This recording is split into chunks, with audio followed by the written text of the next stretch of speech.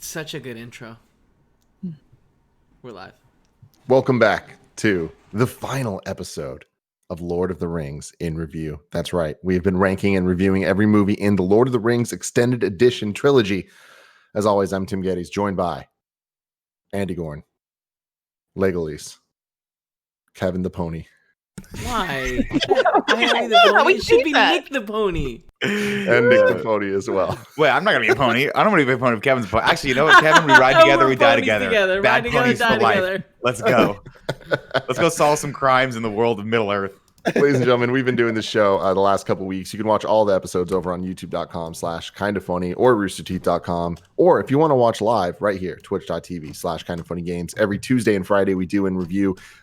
Next week, we are starting 2 new franchises. We're doing a Nolan in review, and we are doing Studio Ghibli, the Miyazaki written and directed movies in review. All of this is very exciting stuff. I have to make the Rooster Teeth art for that. Fuck. Yeah, you do. No, God damn it. No one watches there, dude. No one watches there. It's fine. I don't think that's true at all. We can't prove. But you can watch there, everyone. You can watch there if you want. Roosterteeth.com. You can also search your favorite podcast service for this. Just search for Kinda Funny Reviews, and we will be there. If you want to get the show ad free, you can just go to patreon.com/kindafunny, just like our Patreon producers did, Muhammad, and Al Tribesman. Of course, got to give the shout outs to Cameron Kennedy making the visuals for the intro, Carter Harrell making the audios for the thing. We got kebabs in the description with all the trivia. Now more than ever, you should go check out that PDF. It's an insane breakdown of everything that you might want to know about the Lord of the Rings trilogy. What else do I got here for you guys? Of course, we have the Lord of Corrections from the Faz over on Reddit. In his final corrections. I mean, technically he's going to do another one for next week, but we're not going to talk about it because there's no show to be on. Or we're just not going to get anything wrong this week. So, Nick, that's on you. Hey, man, okay. I looked up all the names for everything, including the I typed in giant spider fantasy, and I found the name of the giant spider. So you guys, we're good. We're good. What's the name? She's in one of the Aragog. It was Aragog. And so we're very excited about that. What about Fredo? Fredo, I mean, maybe he took over the family business. Maybe he didn't, you know? Maybe he was the dumb brother that couldn't take it, so Michael had to step back in. You know, Andy, just when I thought I was out, they could pull me back in. They pull me back in. Face The Faz over on Reddit gave us some corrections or just answered some of our questions. Can elves get drunk? Yes, but it takes something very strong. Like we were talking about, and we see them get drunk in the Hobbit book and movies that we're not watching, but apparently they do there, so that's cool. Why does Denethor go mad? He goes mad because he's been looking at the stone for a long time. Palantir. So it's been messing him up over time. So okay, that makes sense. Wait, which stone? What stone has he been looking at? The stone that fucked everyone up. Crystal ball. There are multiple of them. There are like 7 or 8 in Middle Earth, so I guess he's got one of them. Got it. Okay. They didn't show that. It'd be really cool if they showed that just once. Is Arwen sick? In the books, she's not, but in the films, it's not clear. Elrond has some lines which sound like she is ill, but it's a bit ambiguous. Elrond tells her that she's losing the light of the Eldar, which just means she's losing her elven side. That's the only clear part, so it's kind of weird and up to interpretation. In terms of Gandalf and the Witch King, Elise asks why Gandalf doesn't mention the Witch King is OP. Most likely because he shouldn't be, not against the Maiar at least. Gandalf being overpowered by the Witch King doesn't make sense with him being a Maia. They aren't even in the same league. It's one of the biggest contradictions with book lore, but Peter Jackson makes the sacrifice with good reason. It's a huge moment to reveal a villain as powerful as Gandalf, so his death by a specific character reinforces and highlights one of Tolkien's main themes. Even those perceived to be weak and insignificant can overcome the most mighty of challenges. Heart is the true measure of worth. Thank you, Fast. That was a dope line. I appreciate you having that in there. Real cool line. And then he did a bonus post. This is his You're Wrong special edition. And this isn't really a You're Wrong. It's just kind of like adding some nifty little facts of what everyone went on to do after these movies. Because this movie didn't have enough endings. So here you guys have it right here, youtube.com/kindafunny. You're getting the exclusives. What did Aragorn do after? Crowned as King Elisar, Aragorn ushered in a golden age for the kingdoms of men. Sounds like it. Kevin, when you become king of Kind of Funny, we're changing your name to something, whatever you want it to be. No, I have a feeling you're going to change it into whatever you want it to be. Yeah. What do you want it to be, Nick? I don't have anything right now, but man, I have so many Steven Seagal references written into this for Kevin's ponytail that's what we're going to go with right now. It looks great, by the way, Kevin. I'm loving it. I like it. I love it. You. Legolas and Gimli, after staying for a time with the newly crowned Aragorn, the two traveled together in Middle Earth, revisiting Helm's Deep and Fangorn Forest. Eventually, they separated so that they could each other help their kin to rebuild and restore that which was ravaged by the War of the Ring. War of the Ring, that's dope as fuck. Also, just jumping ahead, when this motherfucker writes and he's writing the Lord of the Rings, I was like, I didn't see that coming. Yeah, baby. Boromir, the same fate all men and hobbits share in death, journeying to great beyond outside of the world and even Valinor. Nothing's known about this escape, apart from it being what makes mortality a gift. Merry and Pippin have some dope times in the Shire. They're successful. They have fame. People like them. And they're also the tallest hobbits to ever live, thanks to their water. Andy, could you even imagine? Could you even imagine God. being one of the tallest humans ever to live? Can you How imagine awesome being the it would tallest of the short people? It would just be nice to be the tallest of our group. Yeah. That would be nice. Or Nick, like the middlest of our group. Yeah, exactly. Average.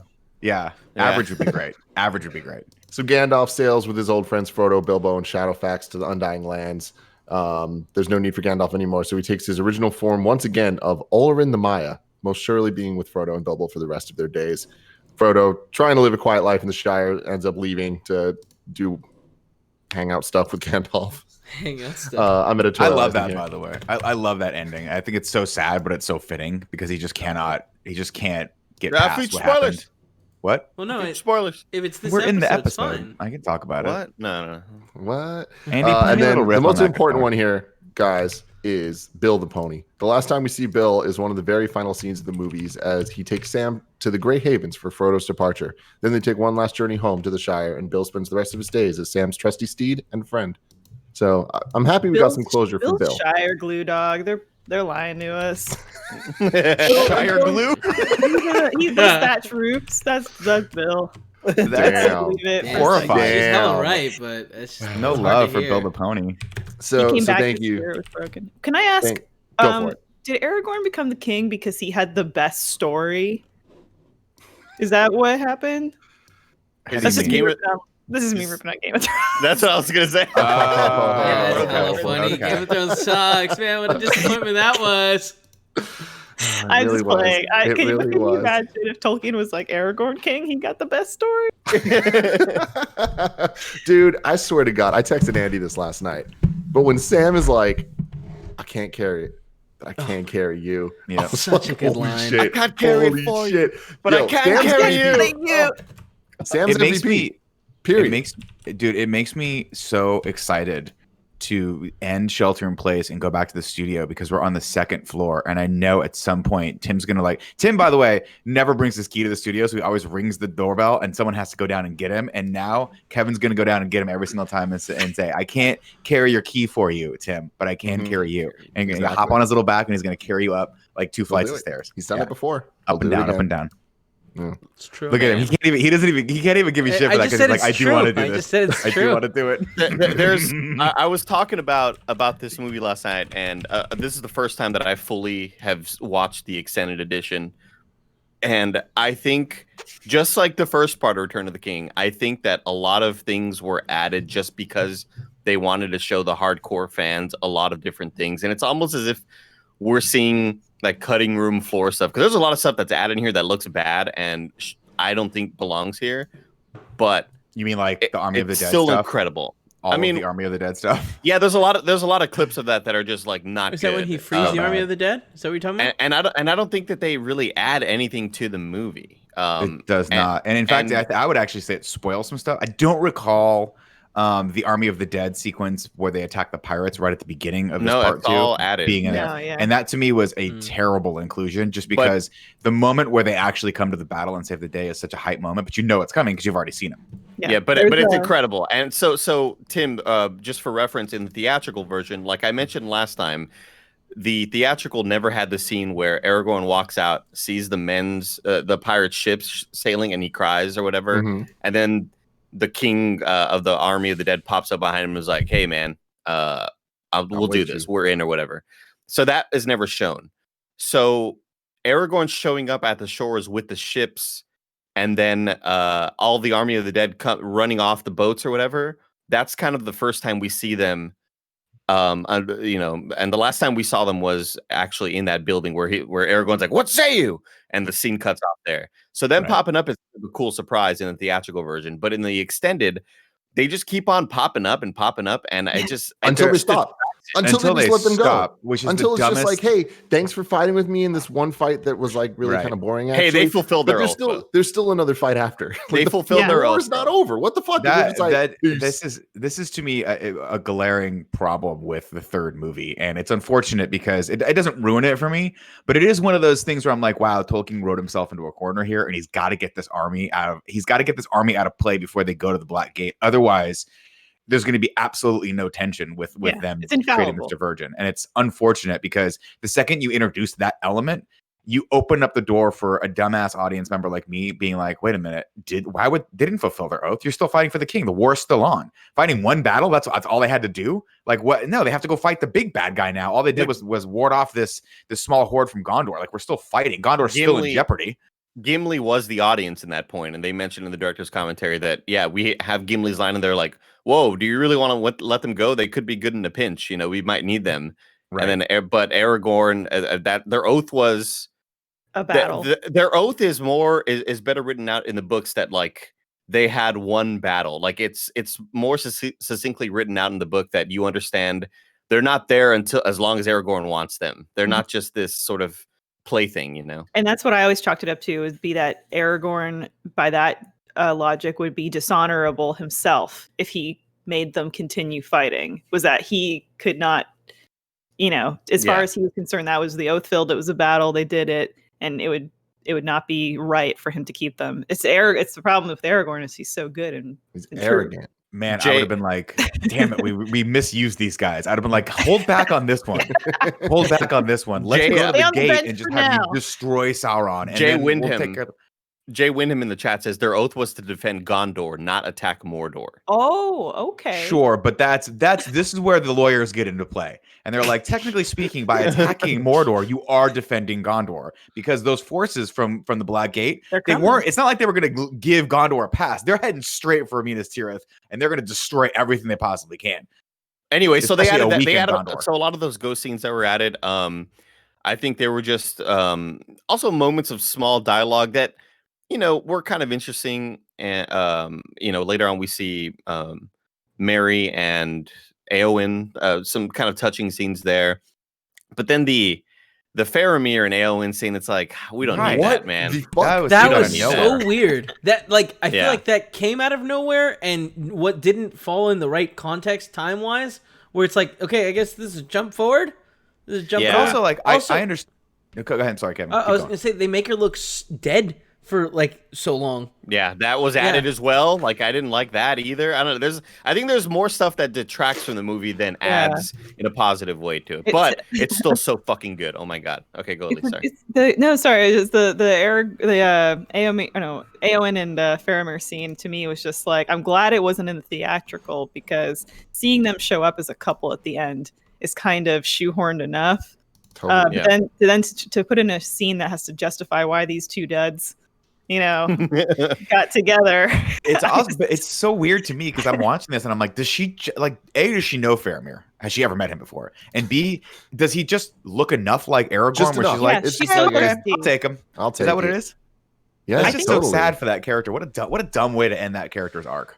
Here's the thing, though, like she should have just taken over all of Rohan and been like, I'm the leader now, and I don't care. I imagine that's what happened, right? Because I feel like Theoden alludes to it, right? In the prior one where he's like, "You're in charge if I die on this." Yeah. So presumably she is, and presumably Faramir goes with her because he can't be the steward of Gondor anymore. Right. He lost his city. He's got the man now.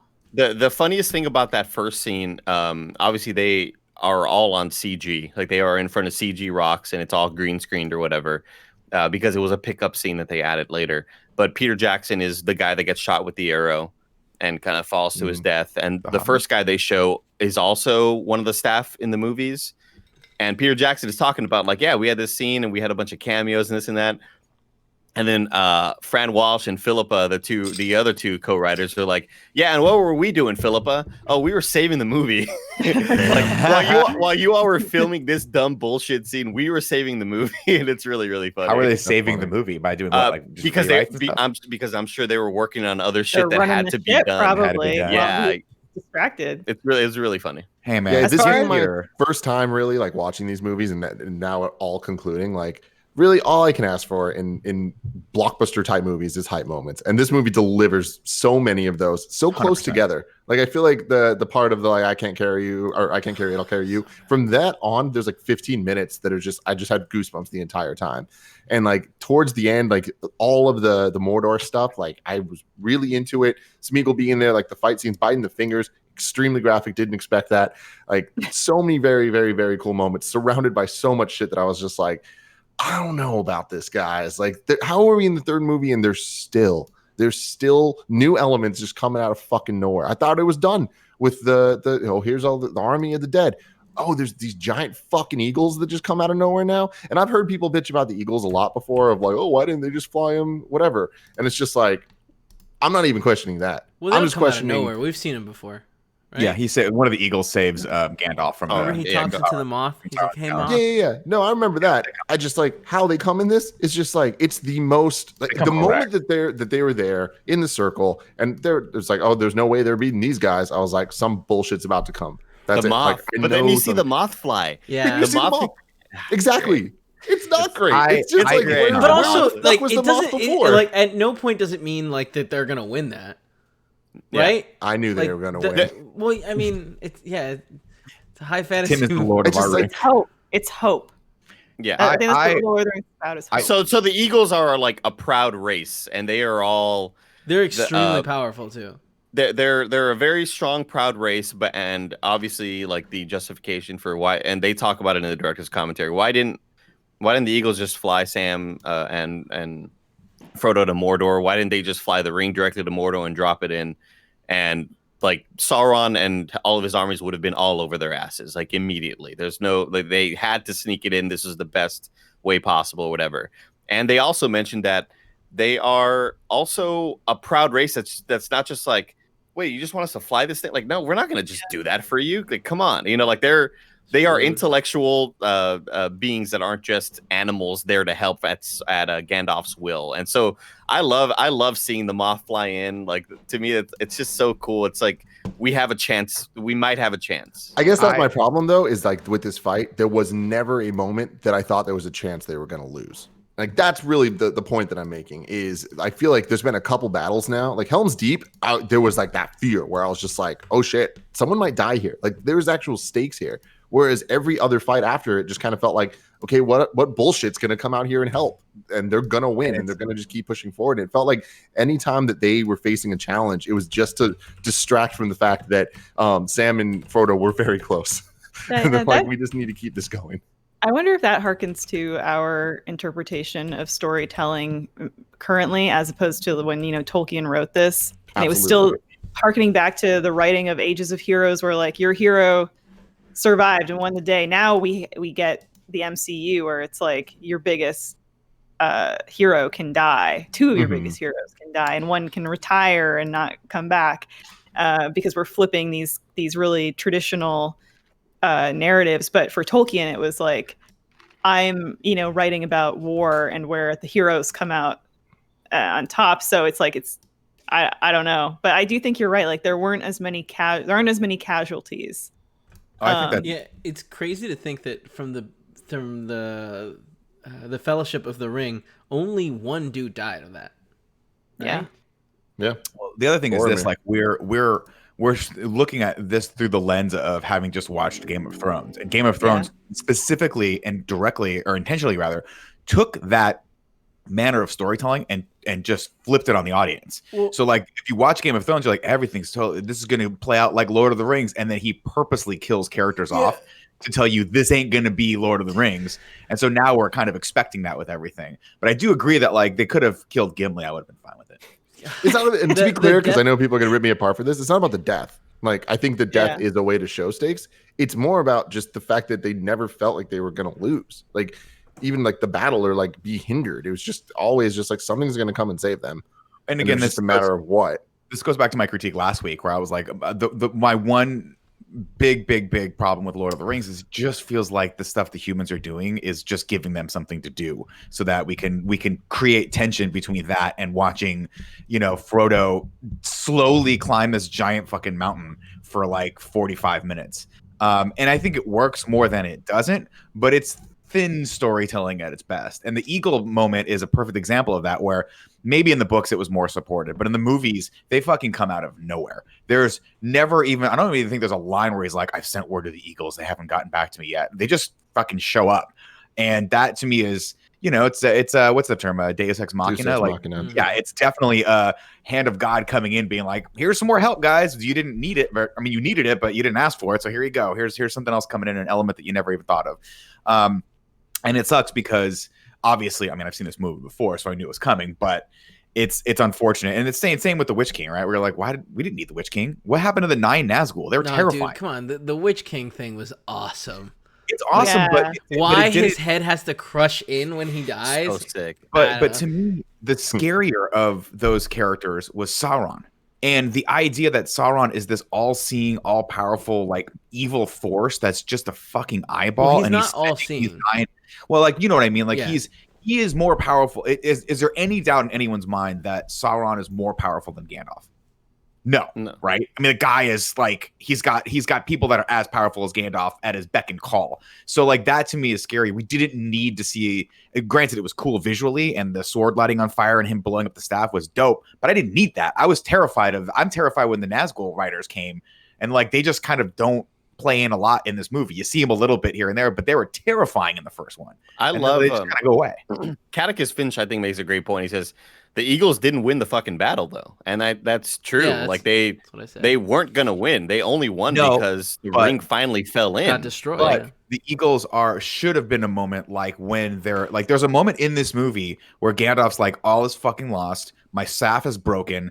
All I have left to fight with me is this idiot Pippin, who has already screwed up more than he hasn't. That scene sucked too. That shouldn't have been added in. Scene right after that, you hear a horn sound, and you know what's coming. The fucking riders of Rohan are coming over the horizon, and it cuts, and you see Theoden and his massive army, because they set that up where we have that moment right before where he's like, Gondor has sounded the beacons are lit, and he goes, we will answer. And on your left.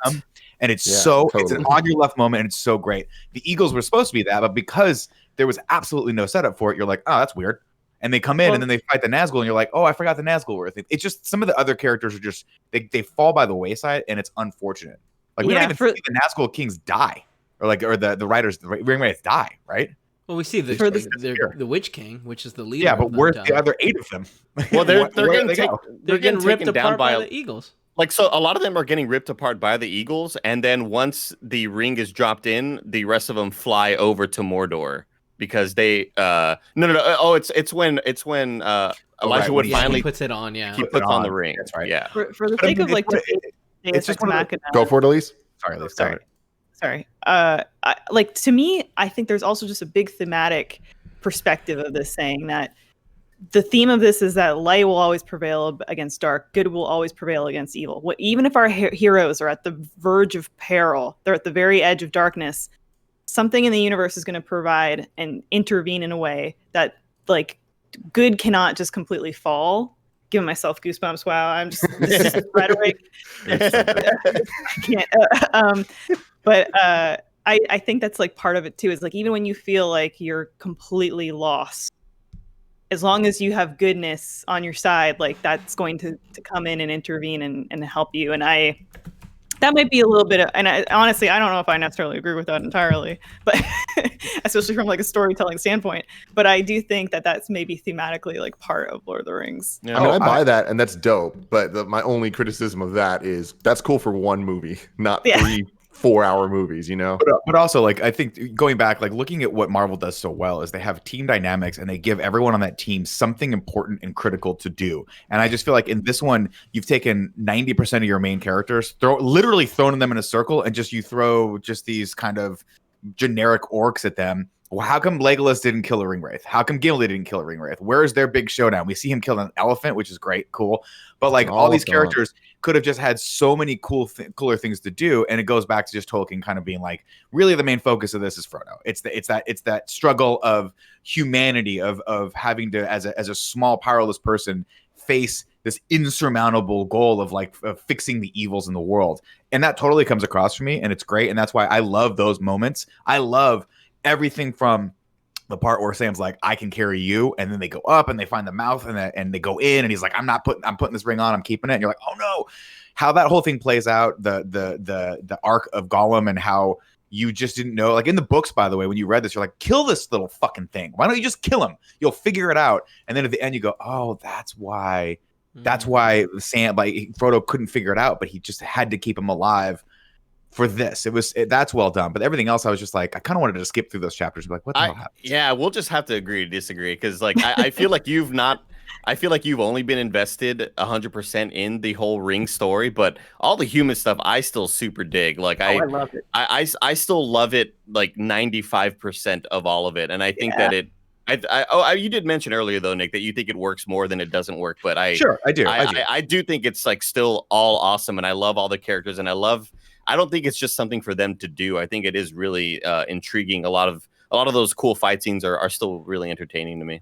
There's one extended edition scene that's included that we'll get to, and it's probably not a future spoiler to mention it, but it's one that's completely worthy. I wish it was in the theatrical. Which one was it? You can say it now. Go for it. Oh, the mouth. That's a clue. Oh yeah, the mouth was so good. But it's awesome. We'll talk about it, I guess, when we get to it. Let's get into the plot. Come on. Return of the King Extended Edition, Part 2.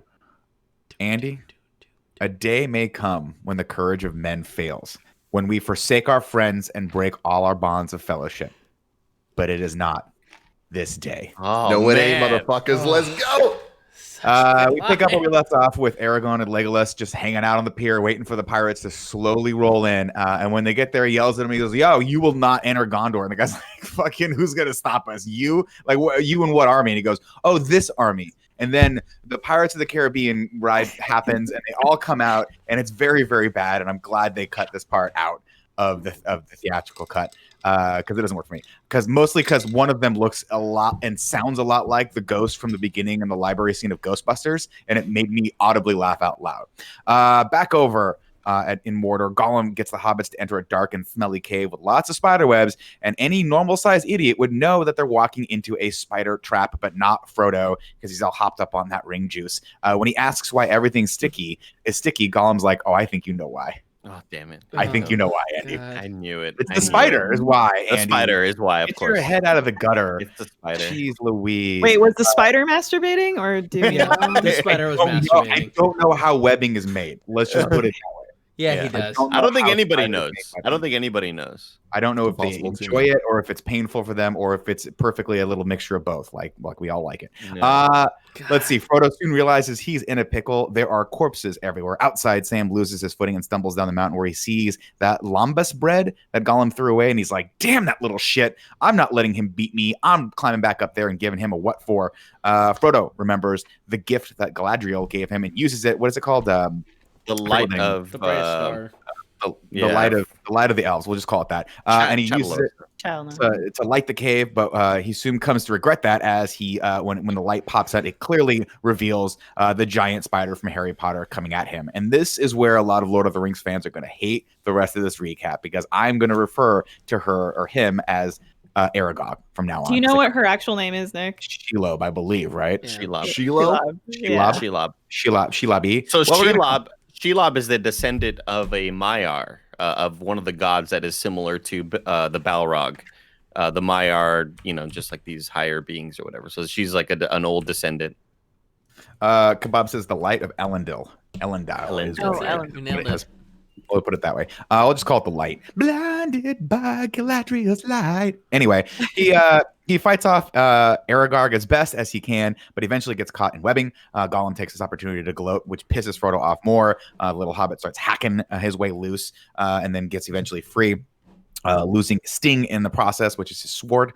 Once outside, Gollum attacks him, so he beats that little dude's face in until Smeagol comes out. And he goes, "It was the Precious made me do it." And Frodo's like, Frodo remembers his mission and says, "I have to destroy it, Smeagol, for both of our sakes." And Gollum's like, "No, I mean, I was just lying. I really want it." And he attacks him one more time. And then Frodo pulls a nice sacrifice throw and hurls a little body over at the drop-off below.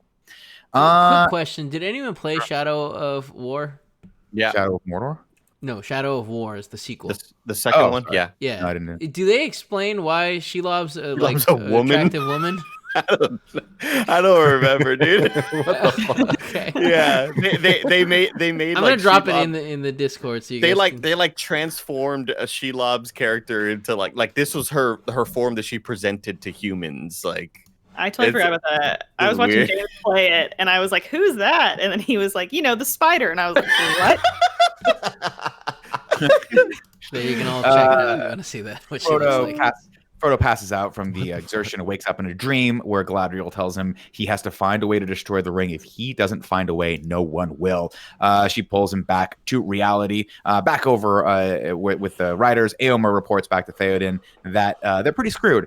Éowyn is pretty much given up too, but Merry brings her back. He's like, "I'm not a knight of Rohan." He has a great little monologue here where he's like, "I'm not a knight of Rohan. I'm just a hobbit. I'm just a hobbit, Andy. I'm just lowly. He says, "But I just want to do. Basically, I just want to help my friends."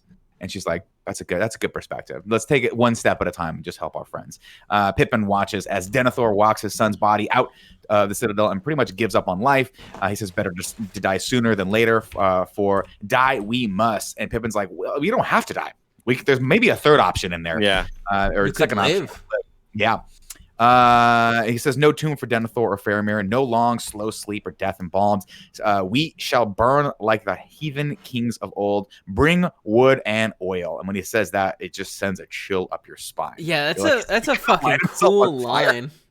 But also, "we will burn like the heathen lords of old" is a cool fucking thing to say when you're about to burn yourself to honestly, death. He doesn't have the type of hair texture that looks good with that much oil on it. Yeah, that much product in it. They mentioned it was a one shot because they fucked up the wig and they couldn't like reapply the wig and everything in times, and they mentioned like they had to get this right. Now, here's my question for you, Kevin. Yeah. Tim is our fearless leader. But at what point when Tim goes, "I'm going to light myself on fire," do you and I just say, "Nah, dude, we're not going to get you the oil and the wood. You're on your own on this one"? Like, are we live? Like, are we live? Yeah. Oh, do you want to get the views from it? Tim, light yourself on fire. Put on KFAF. Yeah. Tim, if you could do that for our show, that'd be great. I mean, we talk him out of it, right? Like, Tim, it's not worth it. Let's do something else. Oh, sure. That's what I feel like. Let's light the LaCroix cans on fire. They'll explode. It'd be cool. We got a lot of this BT dubs. Back outside the gate, Grond, the big ass wolf with fire in its mouth, finally breaks through the front gates, and Gandalf gets everyone hyped. He says, "You are soldiers of Gondor. No matter what comes through that gate, you will stand your ground unless it's giant trolls. Then run, motherfuckers, run." Which is exactly what they do. I love this moment because he's like, "Let's go." And the troll's busted, and you see it in his eyes. He's like, expression. Yeah. Terrible mistake. Yeah. Run. Yeah. Let's see. Back over on the in Mordor, Frodo spots a passageway, and then he sees that tower. I don't know if this is the specific. This is not the tower that the Eye of Sauron's on, right? This is just another tower that's in Mordor. This is what is this one? Fuck. It's an old tower that like the Númenóreans all made. That were eventually turned evil. Chat will let us know. Fuck, okay. It's not Minas Morgul. It's another fucking Cirith Ungol. There we go. Okay. There you go. Cirith Ungol. So of course he sees that. He goes, "Oh, I think I can figure out where to go from here. I think things are pretty good on my own." Little does he know, right above him, Shelob is climbing and is about ready to attack. They tussle, and then she ends up stabbing him with her stinger. Is that what we call spiders? Yeah. That venom scene delivery mechanism. Yeah. What an incredible shot. I love spiders are obviously fucking scary. Big spiders, I feel oftentimes aren't scary. They become kind of just like comical looking. No. But this one's good. Like this one, like they nailed. There was the fear factor going on, and that stinger when it was like going down, like the sound design of that was great. Ground? And when it gets Frodo, I was like, oh yeah. The sneaking shot where it's the undershot and it's like a super wide shot. Yeah, they had mentioned that we had like the ultra wide lens and we were shooting this in like, oh, this will be really cool to watch her kind of creeping above him. And it looks so fucking cool. It's one of those things that I want drawn and like have like as a picture frame because it's just so awesome. It's cool, yeah. Very great moment, and also a very great sound design here. Very minimal, and you just kind of hear the rustling of rocks above him, and you're like, "Oh God!" Well, and then the thuds, though, like it's like it's so bassy. Ooh, yeah. Dame 90 in chat saying 8-legged freaks did it better. Damn, I was gonna say 8-legged freaks. They did makes say Tight. At least there are very few. There are very few movies that David Arquette didn't do better. That I stand by. Of course, he starts spinning him up in his web, but Sam comes to the rescue and starts fighting him off. Shout outs to that animation. The way that it like just so delicately flips him on his side, grabs him, and just starts, just wrapping him up. Yeah, Kevin, the body looked a little, dummy-like, but I've often thought you could do this, Kevin, if we just gave you 4 more arms. I just need 2 more. I just need 2 more. Yeah. Well, I feel like 3 more. 1 to hold the venti iced coffee, 2 to wrap them up, and then 2 other ones just kind of like make sure the hair's on. Make sure the hair's on point. I keep going. I love it. I love it. I'm just jealous that I can't do it because I don't have the balls to grow my receding hairline out. I digress. Ladies and gentlemen, if you need to grow your receding hairline out, let me tell you about our sponsors. This episode is brought to you by Hims. Nick, let me know about Hims. Hims is a product line that I use, and I believe Andy uses as well. I use it, of course, for my hair loss. I use the prescription finasteride that they give me. It's very, very easy to access online with no in-doctor visits. I also use the shampoo, which I think is great, and I love the vitamins. I eat them every day, and they really help with my hair up here, man. It strengthens it out and makes it look I got back on that shampoo too, Nick. I got back on it. Yeah, I like it. I like it a lot. Super easy to sign up. You just take a photo, send it to a doctor. You don't have to talk to anybody in person. It's great. Hims connects you with real licensed doctors and FDA-approved pharmaceutical products to help you to prevent hair loss and to treat ED, well-known generic equivalents to name brand prescriptions to help you combat erectile dysfunction. Prescription solutions backed by science and made more affordable. You can see where other treatments fall short. Stop worrying about multiple in-office doctor visits. It's really easy. You just answer a couple questions about your medical history and chat with a real doctor for a confidential review. If approved, products are shipped directly to your door very discreetly. You can try Hims today by starting out with a free online visit. Go to forhims.com/KFMS. That's forhims.com/KFMS, forhims.com/KFMS. Prescription products are subject to doctor approval and require an online consultation with a physician who will determine if a prescription is appropriate. You can see the website for full details and safety information. This could cost hundreds if you went in person to the doctor's office or pharmacy, but forget all that noise. Remember, forhims.com/KFMS. Back to the plot. Sam to the rescue. He comes in and starts hacking at stuff and doing all sorts of things, and eventually cuts Shelob up the belly, stabs her in the eye, and then is just like, "Get out of here!" with Frodo's light. He's like, "Get out, get out!" And she's like, "All right, cool, man. Like, I didn't know that was where we're at, but." It really is like the way she goes back in her cave. Like, oh, my bad. You can have it. I want that smoke. Shout out to the I just want to shout out this movie's from 2003, man, and the CG looks really damn good in a lot. Like the CG range is obviously, there's a lot of scenes that don't look as good just because of time constraints and budget constraints, but Shelob looks incredible. Like I love the way she looks and animates. And they mentioned like it's based on some little hunting spider, and Peter Jackson was like, "Oh, it's a spider here in my garden that you can find." And then they're like, all the American people working at Weta were like, "We don't know what that spider is. We don't have that here in America." And then they had somebody from New Zealand actually get one from his garden and take it to the animators and be like, "This is what we want." I love that. Yeah, it's so cool. That's a missed opportunity right there, because I would have shipped all the animators a box of spiders. And when they opened it up, just been like, "That's what we want." Dude, but I was thinking about this a lot. Like, obviously big spiders are scary, but quantity of small spiders also very scary. When Frodo's walking through this cave and there's all these webs, you got to imagine there's a lot of little guys in there. Little babies, yeah. I don't like that. And they have the hairy feet. Can we put probably has some respect on the Gamgee name here? There are greater men, larger men, stronger men that would have cowered in the face of such a foe. My man Sam does not hesitate. He does not flicker for a second. The MVP. He's on it. MVP. There's a moment in this where he's climbing up the mountain and the spider's below him, and he takes his bare foot and starts kicking the spider's head.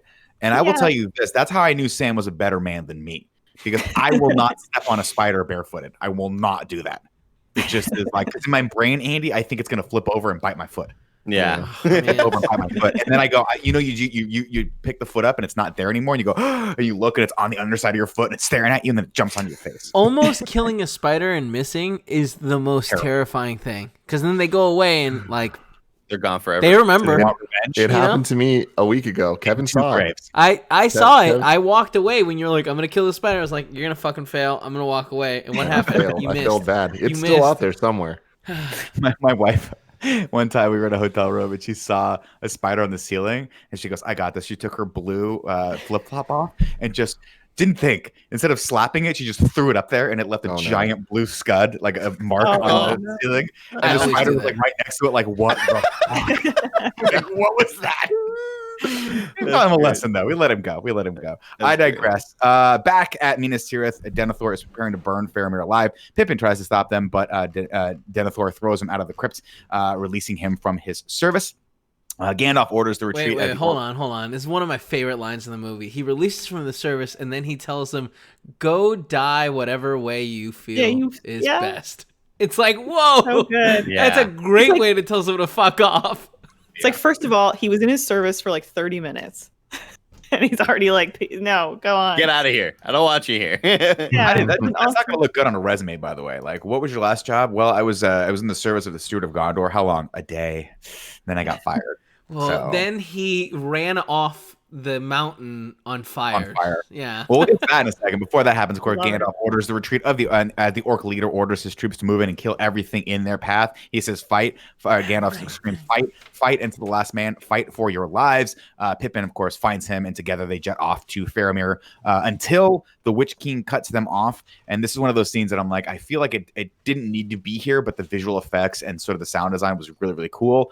It was added, and I think it sucked. I don't think it's necessary. They mention it in the commentary too. Like, yeah, we didn't put this in because it makes no sense. Like, they're the Witch King, and they make fun of the fact that the Witch King breaks the staff and is looking at him, is gonna kill Gandalf, and the horn sound, and then he peaces out. They're like, all right, time to go. Like, they make that joke that like, all right, time for me to go. I had you where I wanted you, but now I gotta go deal with literally this. I could have gotten there 30 seconds later and they would have had one big like piece knocked so out. I guess it was in the books, and it was just something that they added to kind of be more like literally they're like, he's like, I gotta go, and then one of his friends is like, that Theoden's gonna monologue for a solid 5 minutes, right? Yeah, like, you got time to ride up and down the lake. You could just kill. That's like the equivalent of when you're playing chess, or how I imagine when you're playing chess, because I play checkers, and you can take someone's queen out of the rotation, and you're like, nah, I'm gonna let you slide on this one because I have a better strategy. What's that strategy? I don't know. What that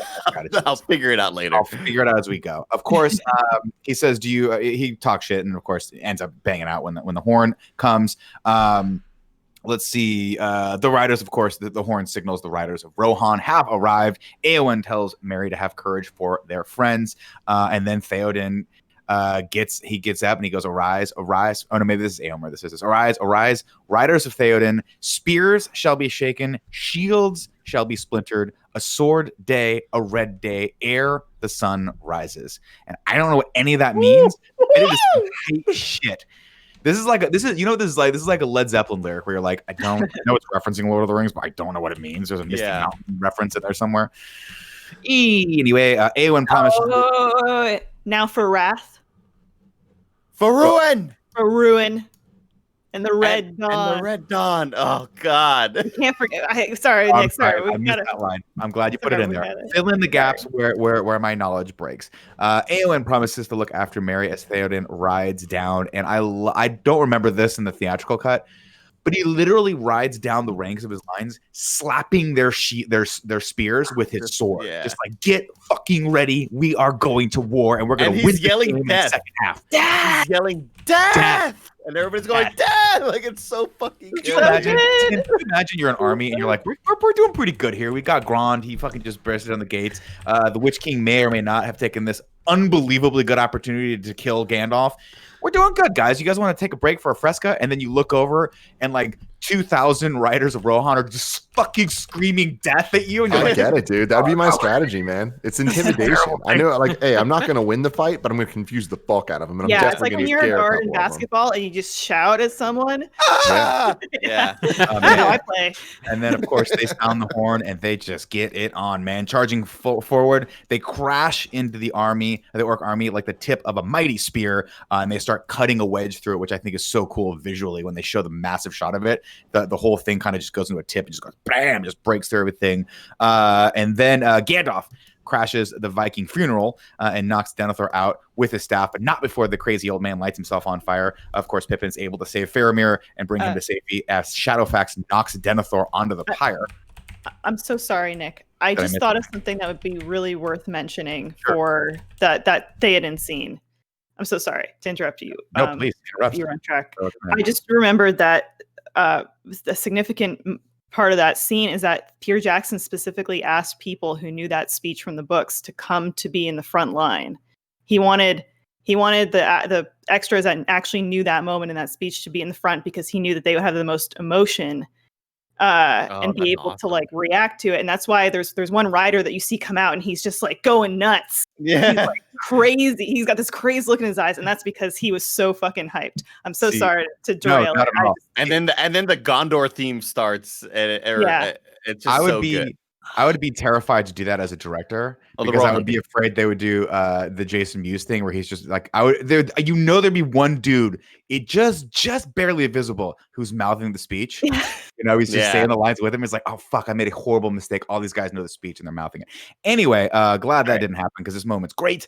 Shadowfax, of course, kicks the old man into the fire, and then he just, instead of just dying, he just runs off the balcony of the Citadel and just falls into the city below. And I'm interesting, like a really cool shot, but an interesting edit when you think that like how far he had to run from the like temple or whatever it was they were in to the end of that like weird drop off. Yeah, like there's the tree in the middle, and then there's like half a mile. Yeah, Peter Jackson was like, obviously, like this isn't realistic. I just really wanted the visual of the body falling off of the top of it was Minas a Tirith, damn just good it looks visual. cool. Because it looks awesome. Really cool. Back outside on the battle, things looking pretty good. Everyone's like, I think we got this, guys. And then, unfortunately, the Oliphants arrive. And Theoden orders, without skipping a beat, by the way, looks at him and reorders the line Reformed, which I thought was love his a face. cool moment where he's like, fuck.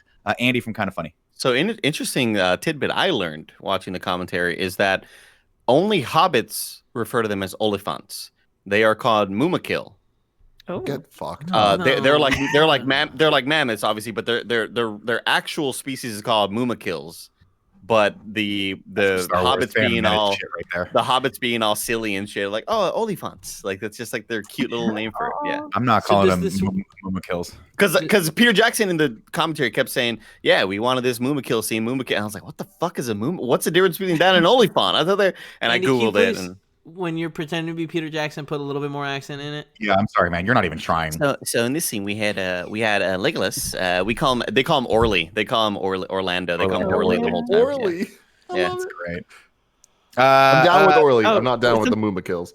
Something else we got to talk about is Theoden's beard in this movie.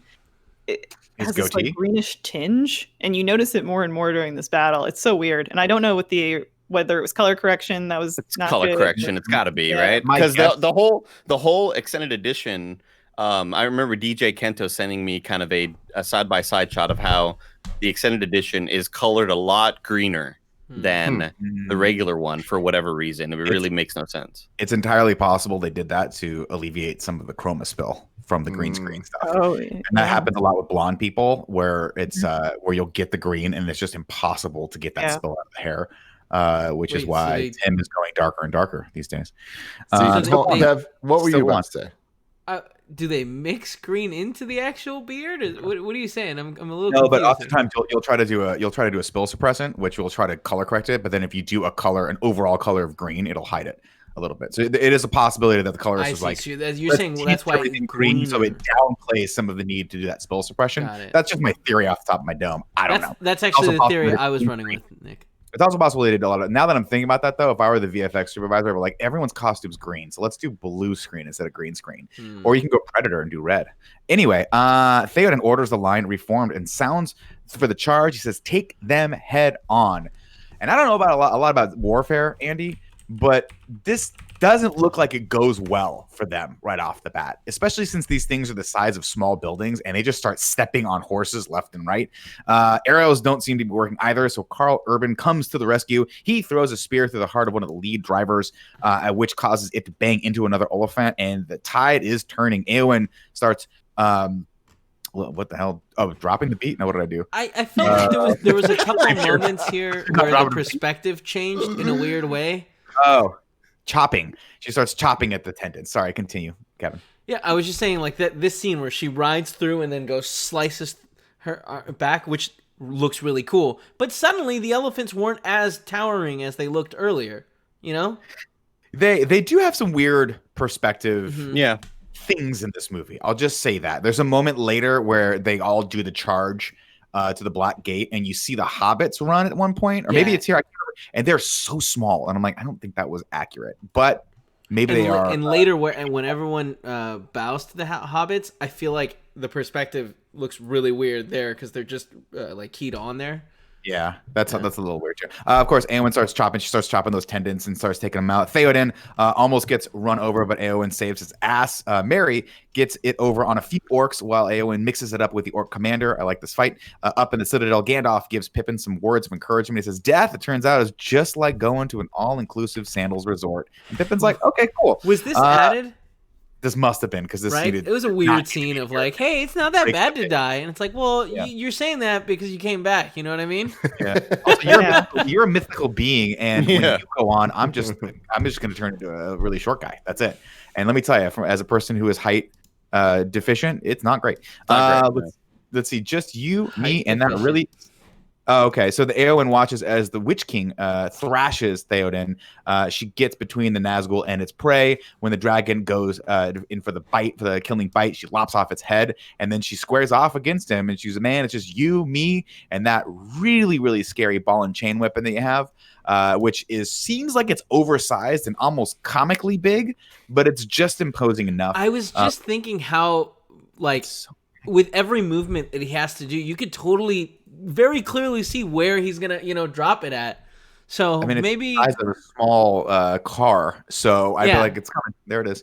Of course, she tries to parry it. She tries to move out of the way, and then it just smashes her shield, and I assume breaks her arm as well. That's such a viscerally painful shot. When that hit happens, her reaction was like, very good. Like, oh my god, like I am shaking in my core right now. For the rest, she stays like this, right? Yeah. With her arm like that, and it's just like, man, that's some good acting right there. Yeah. Of course, the Witch King knocks her down, knocks the shield out of her arm, and all seems lost until the pirate ships roll in, and the orcs are like, this is great. This is exactly what we need, guys. We were winning this before, and then these riders came, but we are good. Of course, this is not Pirates of the Caribbean, folks. It's Aragorn and the Army of the Dead. They pop out, and they start wrecking stuff. And the Witch King, takes Eowyn by the throat, and she says, "You fool, no man can kill me." And of course, Pippin walks up and stabs it in the back, and I think burns his hand. Yeah, it seemed like it really hurt him. Or is it Merry? Did I say the wrong one? Merry. It's Merry. It's Merry, not Pippin. Sorry. Yeah. Merry stabs in the back, and it seems like that time that Dumbledore accidentally grabbed a Horcrux and it burned his hand and started killing him. Yep. But they never make mention to it again, so I guess he's fine. And then, of course, that is the distraction that Eowyn needs. She takes advantage of it, but before she kills the Witch King, she has one of the best lines in this movie. She says, "I am no man." And takes off the helmet. Takes off the fucking face. One of the best lines. I fucking hate that line. This was so corny to me. Maybe it was so well set up, Tim. What? No. Dumb. Go watch Mulan if you want that shit. Mulan's better. Wow. It is a Mulan moment, but I will say this. I thought it was weird. I'm like, so the Witch King is this all-powerful being that we're trying to set up as being more powerful than the most powerful wizard in the land. But a normal sword can just kill this guy. He's not more powerful than the... I mean, that scene should have not been in there. And in the normal movie, that scene is not in there, right? But I just sort of thought the writers were these extra-worldly ghost-like things that could not be killed by a normal sword. And I guess I'm wrong because apparently they're just dudes in masks. Anyway, he literally implodes on himself, which is somehow scarier than anything he's done up until this point. The orc commander, of course, still around, crawls after Eowyn, and he almost gets one over on her until Aragorn and the team come in and just hack him to fucking pieces. And I love this moment because I was like, oh no, she's trying to pull her dad's sword out of its sheath, and she can't quite get to it, and then Aragorn just takes his arm off, and Gimli comes up running up the rear and just fucking cuts the dude from soup to nuts. It's such an unceremonious death. Just death. And he's just whatever, just throw him away. He's trash. Yeah. To be fair, that orc commander was always just like, I wasn't even supposed to be here today. Truth be told, like, I mean, there's gum in the locks. I didn't want to be here. I guess they needed to show him like actually have some sort of death on screen because they played him up as a little mini boss, you know. Of course, Legolas starts climbing an elephant and starts racking up kills like and I love this, the competition's still on, so he's like 1 2 3, he starts racking up kills like Snowbike Mike and Warzone. He just wings around the beast's body, swings around the beast's body and cuts the main tie line to the massive saddle holding all the soldiers in place. Then for good measure, as they all fall down, by the way, they should maybe have a safety line on these guys, as they all fall over to their death, he just draws one back in his bow and puts one through the elephant. 3, dude. It's like 3 arrows. Just so fucking sick, man. That's what makes still it counts as 1. And then Gimli says it still counts as 1. Yeah, he slides off the trunk. He slides off the trunk in the coolest way possible. And he gives a little like he's straightening his suit. Yeah. And then Peter Jackson was talking about this. He was like, well, you know, in the Two Towers, the audience just loved the Legolas like going down the stairs on the shield. Like everybody loved his big hero moment. So they're like, we have to make something for this. We have to have him have sort of a standout cool moment. And this was that cool moment. And they brought in Orlando Bloom again for like reshoots or whatever. Orly. We brought in Orly for reshoots and yeah, it's a great scene. Great scene. Now, Andy, I have a note in my script here to ask you a question. Do you think, like, what kind of dick friend could you even imagine having someone in your life that after you did something that cool just has to take it away from you, just has to slide a little shitting line in there to take it away from you? Yeah. I can't even imagine having someone in my life that would do that. That would be terrible. Anyway, we have a great scene here where Eowyn, goes to comfort her dying father, and he says, "I know your face, Eowyn." My eyes darken, and she says, "No, I'm going to save you." And he says, "You already did, Eowyn. My body is broken. You have to let me go. I go to my fathers, in whose mighty company I shall not now feel ashamed." The line of "I know your face" to Matt Tamir when you recognize her after the curse has been lifted. Yeah. I just love the fact that he felt ashamed. He felt ashamed, and now has in his own eyes, because of his daughter, right? Niece. Sorry, niece. Because of her actions, and because they've all told him to go do the honorable thing, he now can go die and not feel ashamed. I think that's such a cool line. And then with the battle over, the king of the dead's like, "Yo, so pretty sure we won. Are we good?" Can I just talk briefly? Like, I just think for Eowyn, because Eowyn, she's not a character in the books, right? Or is she? She is. I think she's in the books. I you know what? I do recall them mentioning that when making this movie, they had the struggle of the love interest to Aragorn. So people are saying yes, but not this much. Okay, gotcha. Oh, okay, that's what it is.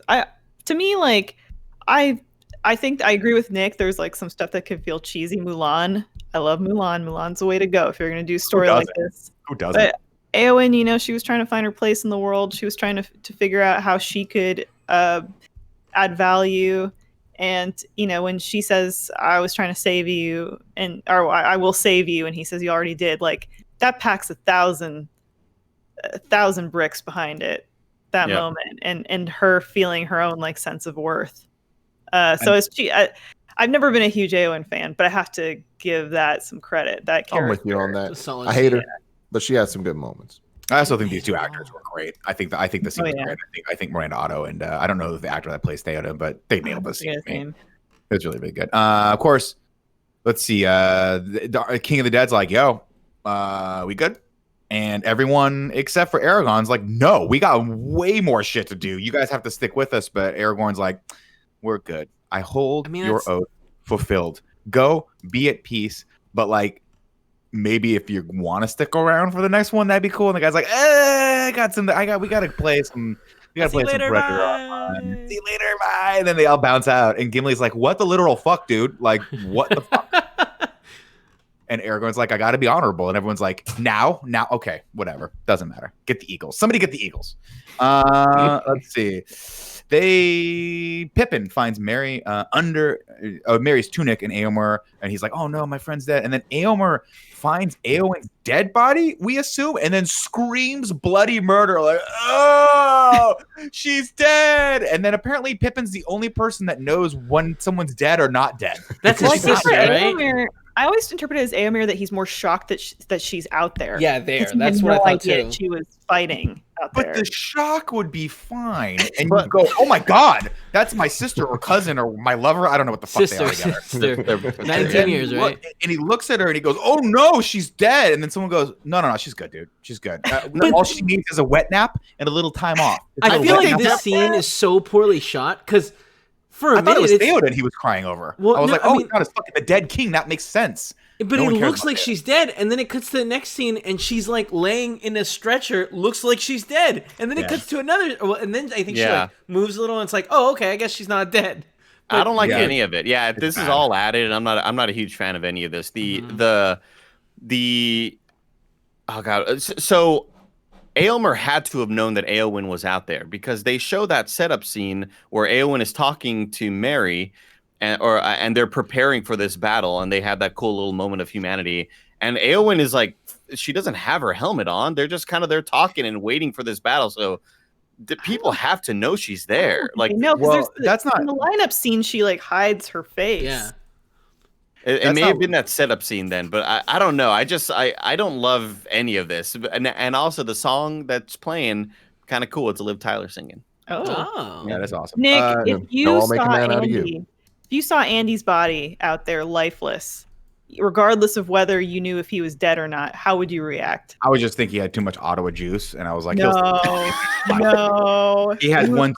Okay, so someone in the chat, I think Catechus Finch is like, he thought his sister was dead. How is that not a reasonable response? It is a reasonable response, but to the audience, the last time we saw her, she was fine. She was literally holding on to her dead father and having a perfectly normal conversation with him. So it is a very, very, very jarring cut to see. At first I was like, oh, he found the king. And then I watched it again. I was like, oh no, he's holding Éowyn's dead body. Yeah. But then I was like, but this last time we saw her, she was fine. That's why, to me, it comes out of nowhere and absolutely should have been cut out. Yeah, because when audience members are like, wait a minute, it's fucking confusing. So she got like infected by black breath or some shit like that. And to the audience, we don't know that. We don't see that. That isn't really depicted in the actual movie. Because when I saw Éomer crying over her, I rewound it. I was like, did they add a scene where she gets killed or something? Like, I didn't know that. It is very odd, and like I kind of wish they had like Merry be like, "Oh no, the black breath," or something. But that's the thing. If that's the same thing that I'm assuming almost killed Frodo in the first movie, they needed a solution of like, we got to go look for that gillyweed or whatever the fuck they had to find. And then so Kebab's in chat saying making contact with a Nazgul has a near-death effect similar to Frodo. Yeah, but Frodo got stabbed. Nothing like she got hit with a shield and she was protected, and we saw her talking. When Frodo got stabbed, he was like out, bro. Like, and it got worse and worse and worse. With Éowyn, we didn't really see that big effects. Anyway, we're talking in circles. We're just going to keep on. Let's move on. It's true. But just remember that wood is organic, and organic is your arm as well. So there it is. There's the logic of Tolkien. Okay. Wood is organic, and your arm is organic as well. Exactly. Can't beat that science, Kev. Yeah, I mean, that's good science. Up in that tower, tower of what is it? Osgiliath, Shelob. What is it, Andy? Yep. Black Tower, the Dark Tower, the Dark Tower series by Stephen King. Frodo awakens as the orcs sort through his belongings, and he immediately reaches for his ring, and it's gone. The orcs fight over his mithril, and all hell breaks loose downstairs because apparently these orcs just want to fight, and I get it. No, orcs hate Uruk-hai. It's always like the orc and Uruk-hai sort of infighting. It's because the Uruk-hai are just bigger. Yeah, they're taller. Let's see. They start ballroom brawling, and then Sam, of course, uses this as an opportunity to sneak in. And this is a weird scene too, because I think he sneaks in other dead bodies everywhere. Well, so yeah, this is another one of those weird cuts where it's like suddenly everyone that they just showed you, I guess, killed each other. Right? Or maybe they got sleepy. I don't know.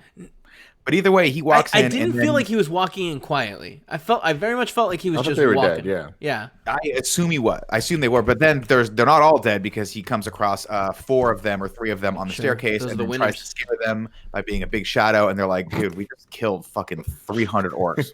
You're not going to scare us. And then he's like, screw it. I'll do this the old-fashioned way. And just unceremoniously just plows through them. Loved it out of nowhere. He's just like, fuck this. I know how to kill people. And just starts going. I mean, it's the first time we've really seen him fight with a sword. Yeah. It's what Peter Jackson was. And he's got It's a fun moment. And I like that he uses his height like to duck underneath things and like, damn, I can't hit this thing. This thing's too small. And of course he kills them all. And then before upstairs, one of the orcs is like, I'm going to bleed you out like a stuck pig. And then Sam stabs him through the chest and he says, not if I bleed you first. I'm like, that's some cool shit to say to someone. That's some cool now shit, Sam, cold-blooded killer. He went from being like, I just take care of the gardens and maybe or may not be a peeping Tom through windows. Like we just dropped that narrative, but that's still a thing he made. To be clear, guys. Great call. Just to be clear, but now he's a stone cold killer. He can add that to his resume as well. Of course, Frodo is forlorn. He says it's over. They took the ring, and then Sam goes begging your pardon, excuse me. But they haven't. He's like, I thought you were lost, so I took it only for safekeeping. I swallowed it. And then he goes, I swallowed it. We got to wait 24 hours. 36. They just start giving him some coffee and some diuretics. Might have been smarter to boof it, Sam, because it has a little chain. You pull it right back out. He just had to add the word fucking boof to this. The idea of him getting captured by a goblin and then being like, why is there a chain sticking out of your ass? I don't know. There's only one way to find out. Jesus Christ. Oh, man. God, that's the one. All right. Let's move on. So, of course, Frodo wants it back, but Sam immediately gets transfixed by it. And Frodo's like, give it back to me. He snatches it out of his hand. And he's like, sorry, Sam. The ring is my burden. It will destroy you. Then, of course, they're like, we gotta get in disguise. And they disguise themselves as orcs. And they climb over the hill to see Mordor. And then, of course, they spot the all-seeing eye of Sauron. And I think it's so cool how they do the animation of the spotlight, where it's not like a normal, like I'm on a rotation, like a mechanical computerized rotation. It's just like erratic as shit. Everywhere. It's like looking, it's so it's really cool. Sort of like I also like the like the light that shoots out of it has like that. It's a more yellow kind of light than the natural light around it, and it just all of it is like off-putting, and when it hits him, it's just like, oh shit, and he turns around just in time. And I really did somebody, or I'm sure somebody's already made the meme of like Andy's home in Toy Story, because I really want Frodo to fall down like he's one of the toys. That's funny. That's good, clever, Andy. You can get a lot of views on Twitter for that. I won't. Let's see. So of course, the eye is of course surveying the massive army down below, which is of course right in the way of them and the mountain that they have to climb. They're like, well, this sucks. Back at Gondor, Gandalf tells the team that Sauron is regrouping. He's like, look, man, not time to celebrate yet. 10,000 orcs now stand between Frodo and the mountain. Man, really should have kept that army of the dead, is what Aragorn's probably kicking himself. Really should have kept that, man. They cleared that thing out like water over just some rocks. It was just done. Yeah, Sauron, just like water over some rocks. You know what's funny is I was trying to think of an analogy for how they clear out. You didn't find it. Didn't find it. Elise, I reached for it. Nick, it's all good. Whenever I was in I was doing my Last of Us 2 playthrough, and whenever I was scared, the analogy I kept saying was like, I'm so fucking scared right now. My heart is in my chest. And chat was like, where else would it be? And I was like, what am I trying to say? So now it's just become a thing that my heart's in my chest, man. My throat? Your heart's in your throat? Is that what it is? Probably, yeah. It's like termites over mahogany. That's what the thing would be. Yes, termites, that's fine. That works too. What did you say, Elise? Say it one more time. Like termites over mahogany, because I know a man like yourself would only have a rich wood like mahogany in his home. Oh, sure, yeah. Sure. I'm definitely true. I think a lot of this stuff, while it looks like cheap particle board that was built in 1920s, definitely mahogany. A little cedar mixed in also. It's actually probably really nice wood. It's an old house. It is true. They use the actual big 2x4s. I digress. Sauron will suspect a trap.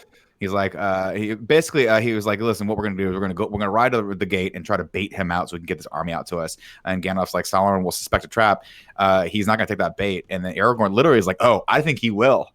And Gandalf's like, no, he won't. And Aragorn's like, oh, I think he will. And then he goes over and he takes the Palantir and he's like, yo, it's me. And we've been playing back and forth, man. You've been trying to get me and I've been eluding you, but I'm coming to you right now. And Sauron's like, what? Okay. I showed you my sword. Please show me yours. Yeah. Yeah. It's like they're doing like a little video chat.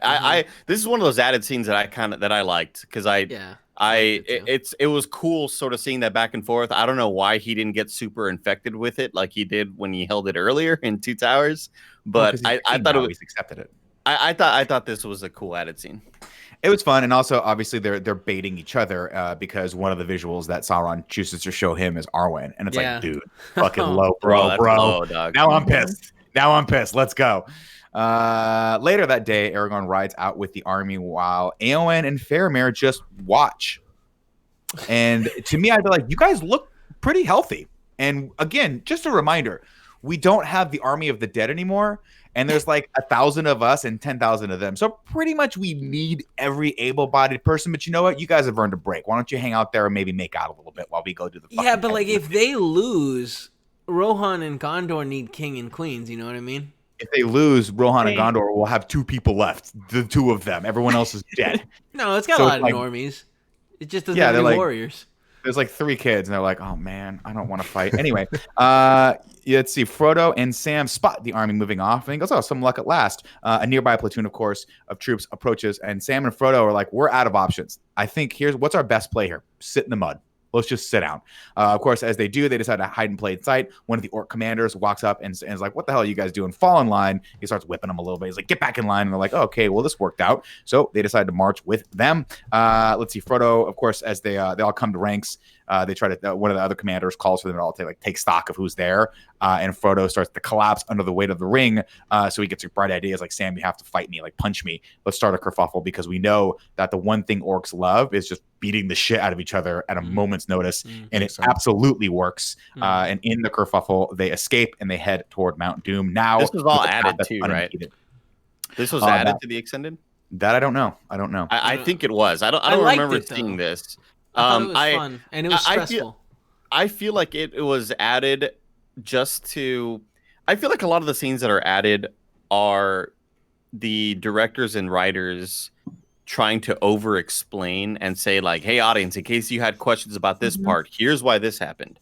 And I don't necessarily always love it. And I feel like this was a scene that they had to kind of that they're showing like, hey, this is how they got to the next part, just in case you guys were wondering. I know you guys are trying to, I know you keyboard warriors are out there in forums being like, well, why didn't Frodo and Sam do this? It's like, well, we added this scene for y'all. And I don't think it always works. I think sometimes it's best if you just don't show how they get to the next part of the movie. Sure. Well, I mean, obviously, like the answer is that the army moved off. And they could have, I think in the original theatrical cut, they just maybe edited it and they're like, cool, they're gone. We can just walk now. That's great. We don't have to be overly clever with this stuff. But Sam, of course, they start walking through the mountain in there and Frodo's like, dude, this thing is just too heavy. And Sam's like, well, we are wearing armor. So why don't we shed everything we're wearing and we don't need any of that stuff from here on out. And then they immediately get really cold. And someone's like, shit, we should have kept at least one piece of that armor because another bizarre cut. I don't think armor makes you warm though. That's covered. Metal usually gets cold, guys. You're right, and then Kevin, you're wearing cold metal. Not if you keep your heart in your chest, though. Think about that. No, I'm with you, Nick, where it was just a weird thing of like, we see them throw all the shit and then immediately it cuts and they're just like... Another added, yeah.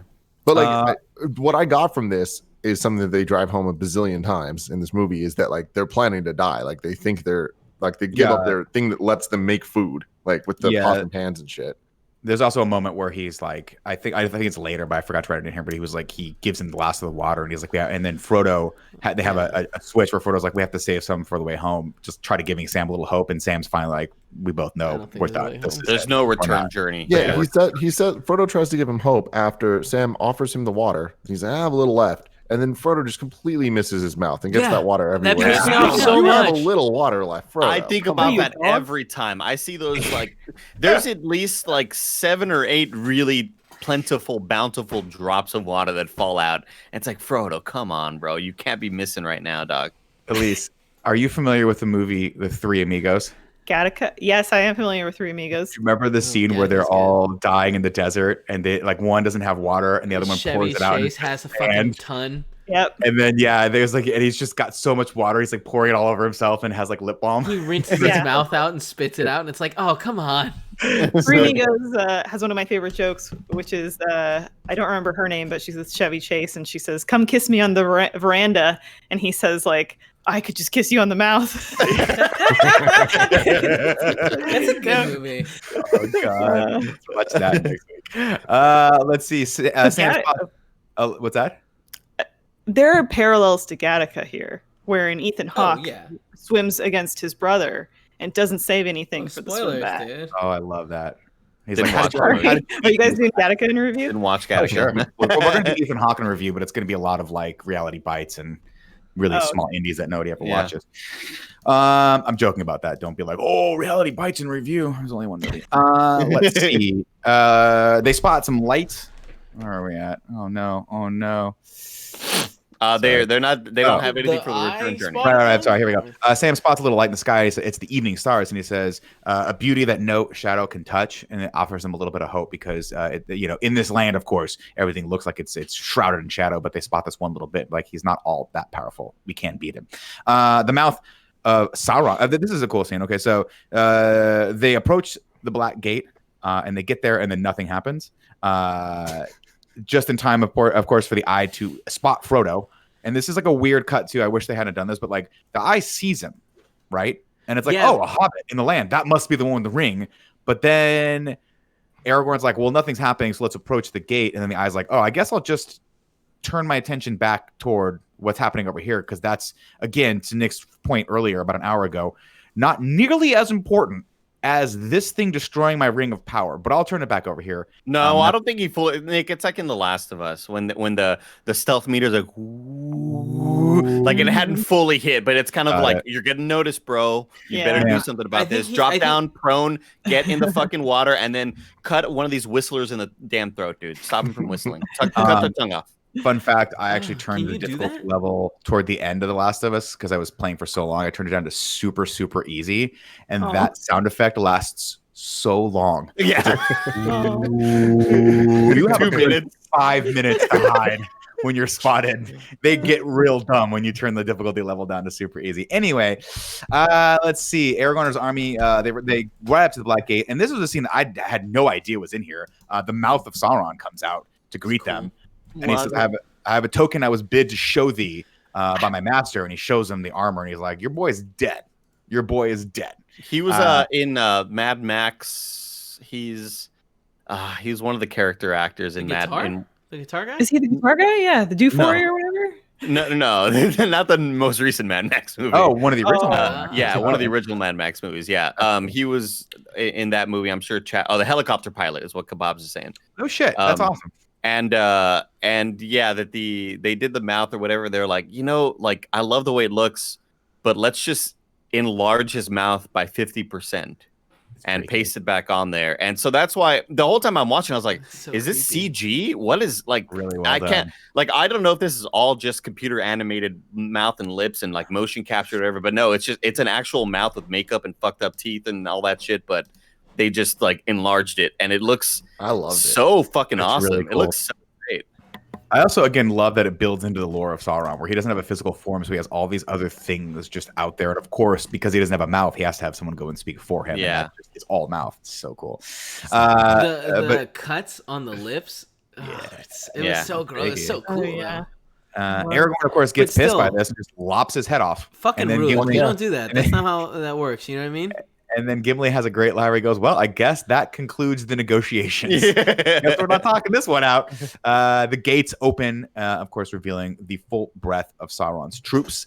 Aragorn and the team fall back to await the battle. And this whole kerfuffle draws the eye away from Frodo. Sam gets him to his feet, and they continue to climb. Okay.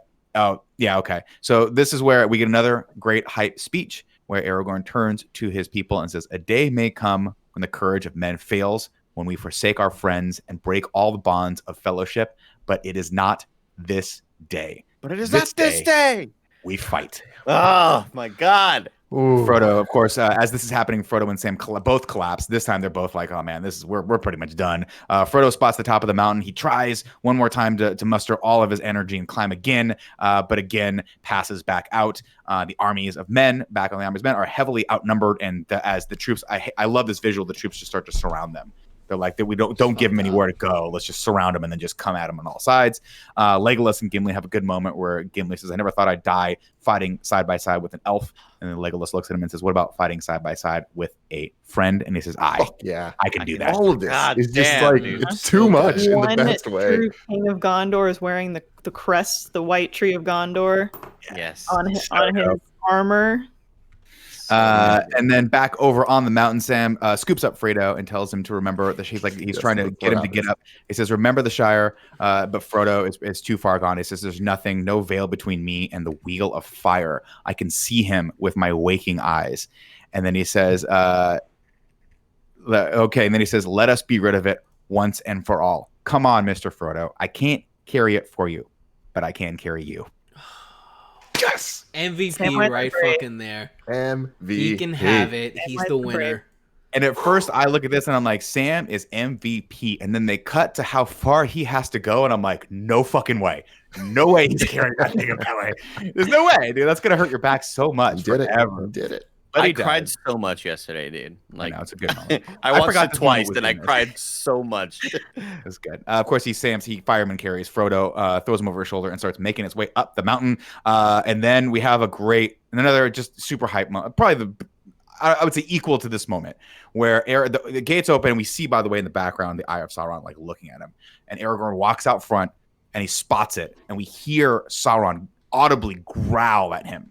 And then starts whispering in like the Sauron language, and he whispers Elisar, which I looked up, and apparently it has two meanings. But I'm assuming he means Aragorn's new king name when he becomes king, which he already essentially has. I think it's his elven name. Yeah. Is that his elven name?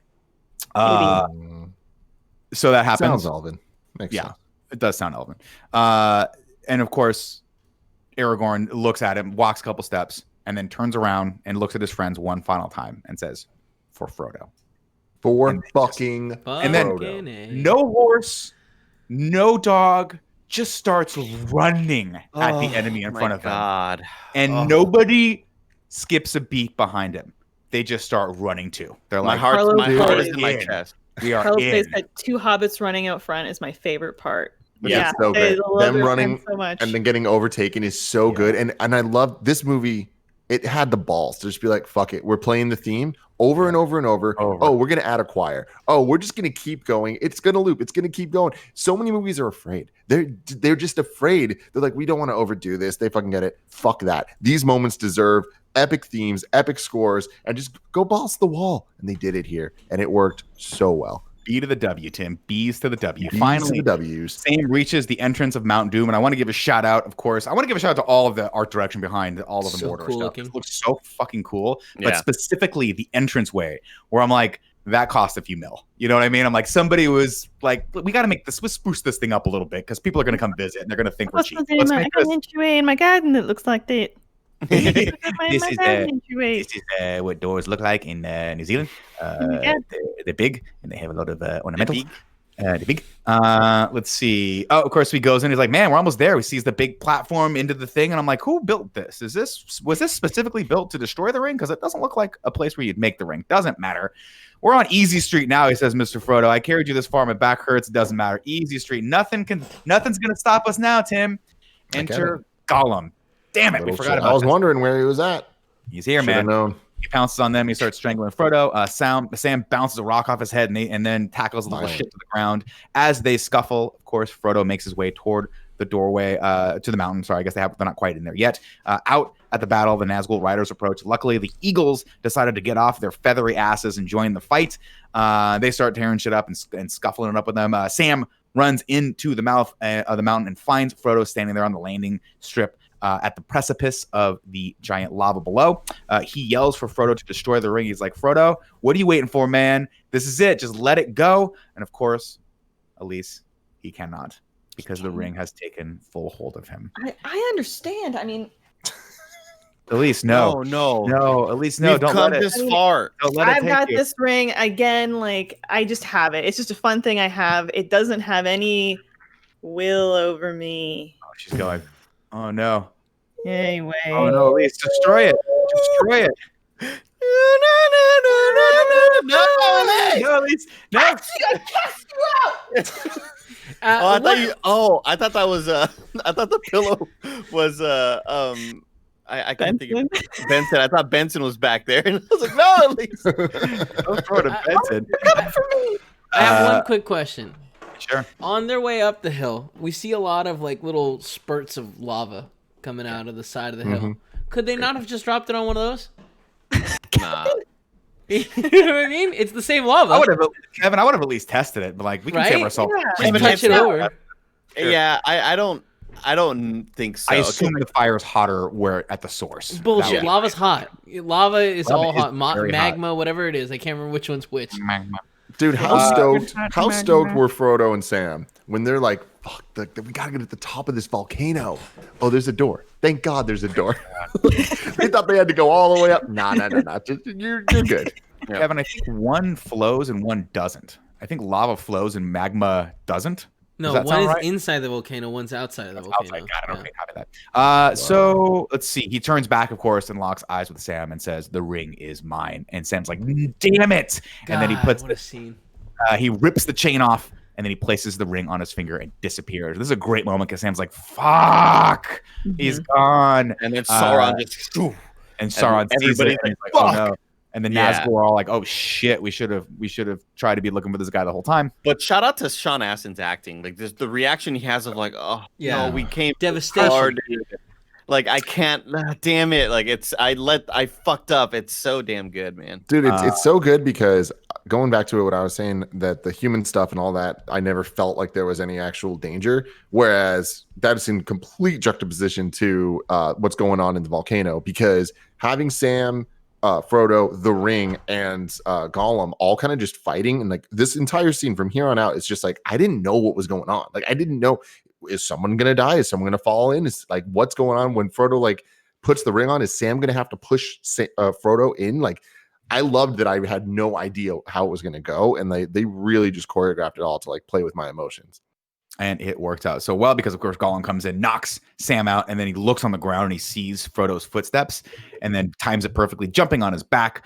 They start tussling, and Gollum eventually finds the invisible hand of Frodo and bites his finger off to get the ring. And when he does, I love this visual effect because the second the ring separates from Frodo's body, he comes back. He turns back visible. And then... Yeah, Peter Jackson mentioned like, yeah, this is the only time that we have like crazy gore like this, but I felt like, what's the point of holding back now? Andy, for God's sakes, you have to do it with a better accent. Also a really, really cool fact that I want to go back to the battle scene when they first sort of go to the gates of Mordor, and they meet the Mouth of Sauron, and then eventually the door opens. That whole place, really cool, kind of like interesting tidbit is that used to be an ammunition test sort of area that that they were always like and so there were a lot of explosive devices everywhere all across that field, and Peter Jackson was like, we have to use this place. This is the only place of just super flat desert looking environment, and we need this. And the military was like, no, you can't. Are you kidding me? And then the government stepped in and was like, you guys have to help them. Like you need to help happen. You need to help out the Lord of the Rings guys. So they had bomb sweepers go in and clear out as many explosive devices as possible. And so they didn't really know. I think they were actually told, if you wander too far off and you lose a limb, we are not responsible. And so they were like really freaky of like, man, we can't have these horses ride too far off course because we don't know what the hell is out here. So that's kind of this tidbit I forgot to mention. Now, Tim, I'm going to get this wrong, but you know everything about viral videos from basically 1995 on, right? Sure. What's the video? Isn't there a video of a kid getting a Nintendo and then completely losing his shit? Nintendo 64! Yeah. That's the one. That's what Gollum looks like here when he's got the ring. He's like, I'm so happy.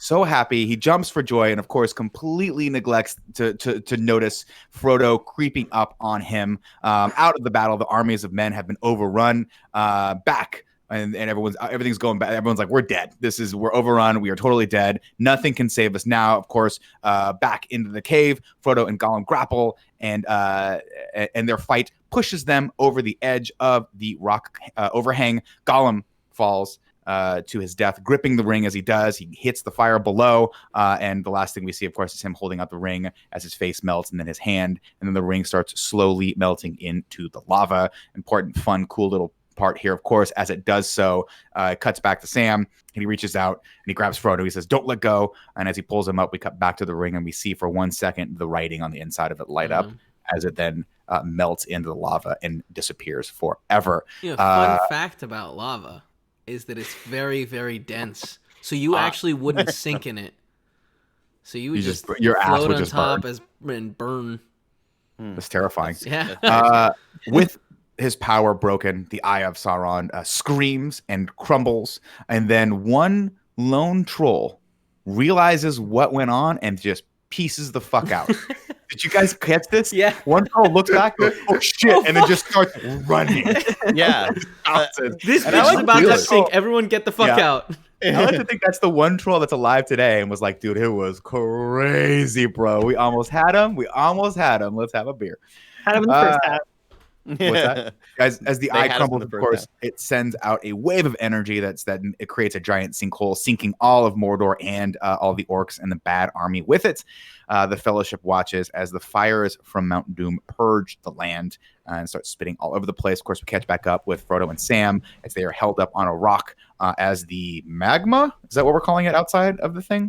Flows around them. Lava. Is that what we just said? Lava? Someone in the chat said the magma is when it's outside, but I don't believe that because I always called it lava, and I don't like that. The Fellowship watches.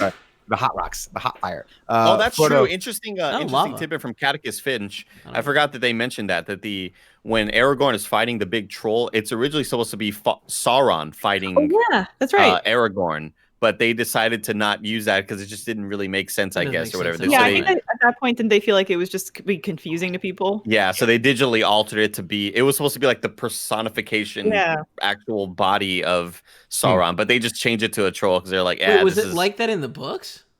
I don't know. I don't recall. Because I feel like that's totally the opposite of what we are led to understand with his whole journey is to get the ring back so that he can reform his body, right?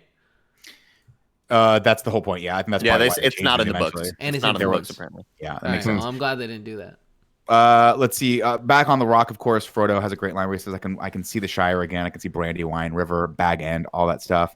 And then Sam says he can see Rose with a ribbon in her hair. And he says, if I ever was to marry someone, it would have been her. And Frodo says, I'm glad to be with you, Samwise Gamgee, here at the end of all things. But it ain't over. This ain't the end. As it turns off in the distance, Gandalf and a squadron of eagles fly in. They scoop up Sam and Frodo and carry them to safety. And man, I despite all the shit I give these eagles, the way that this is shot and the sound of that, the music playing behind that like haunting choral sound of just like one person singing as you see them slow motion flying into the background is so well done. It was also it was inspired by a painting that Peter Jackson was like, yeah, I saw this painting and I see that it should be a great shot to have in the final film. He was hanging in my garden.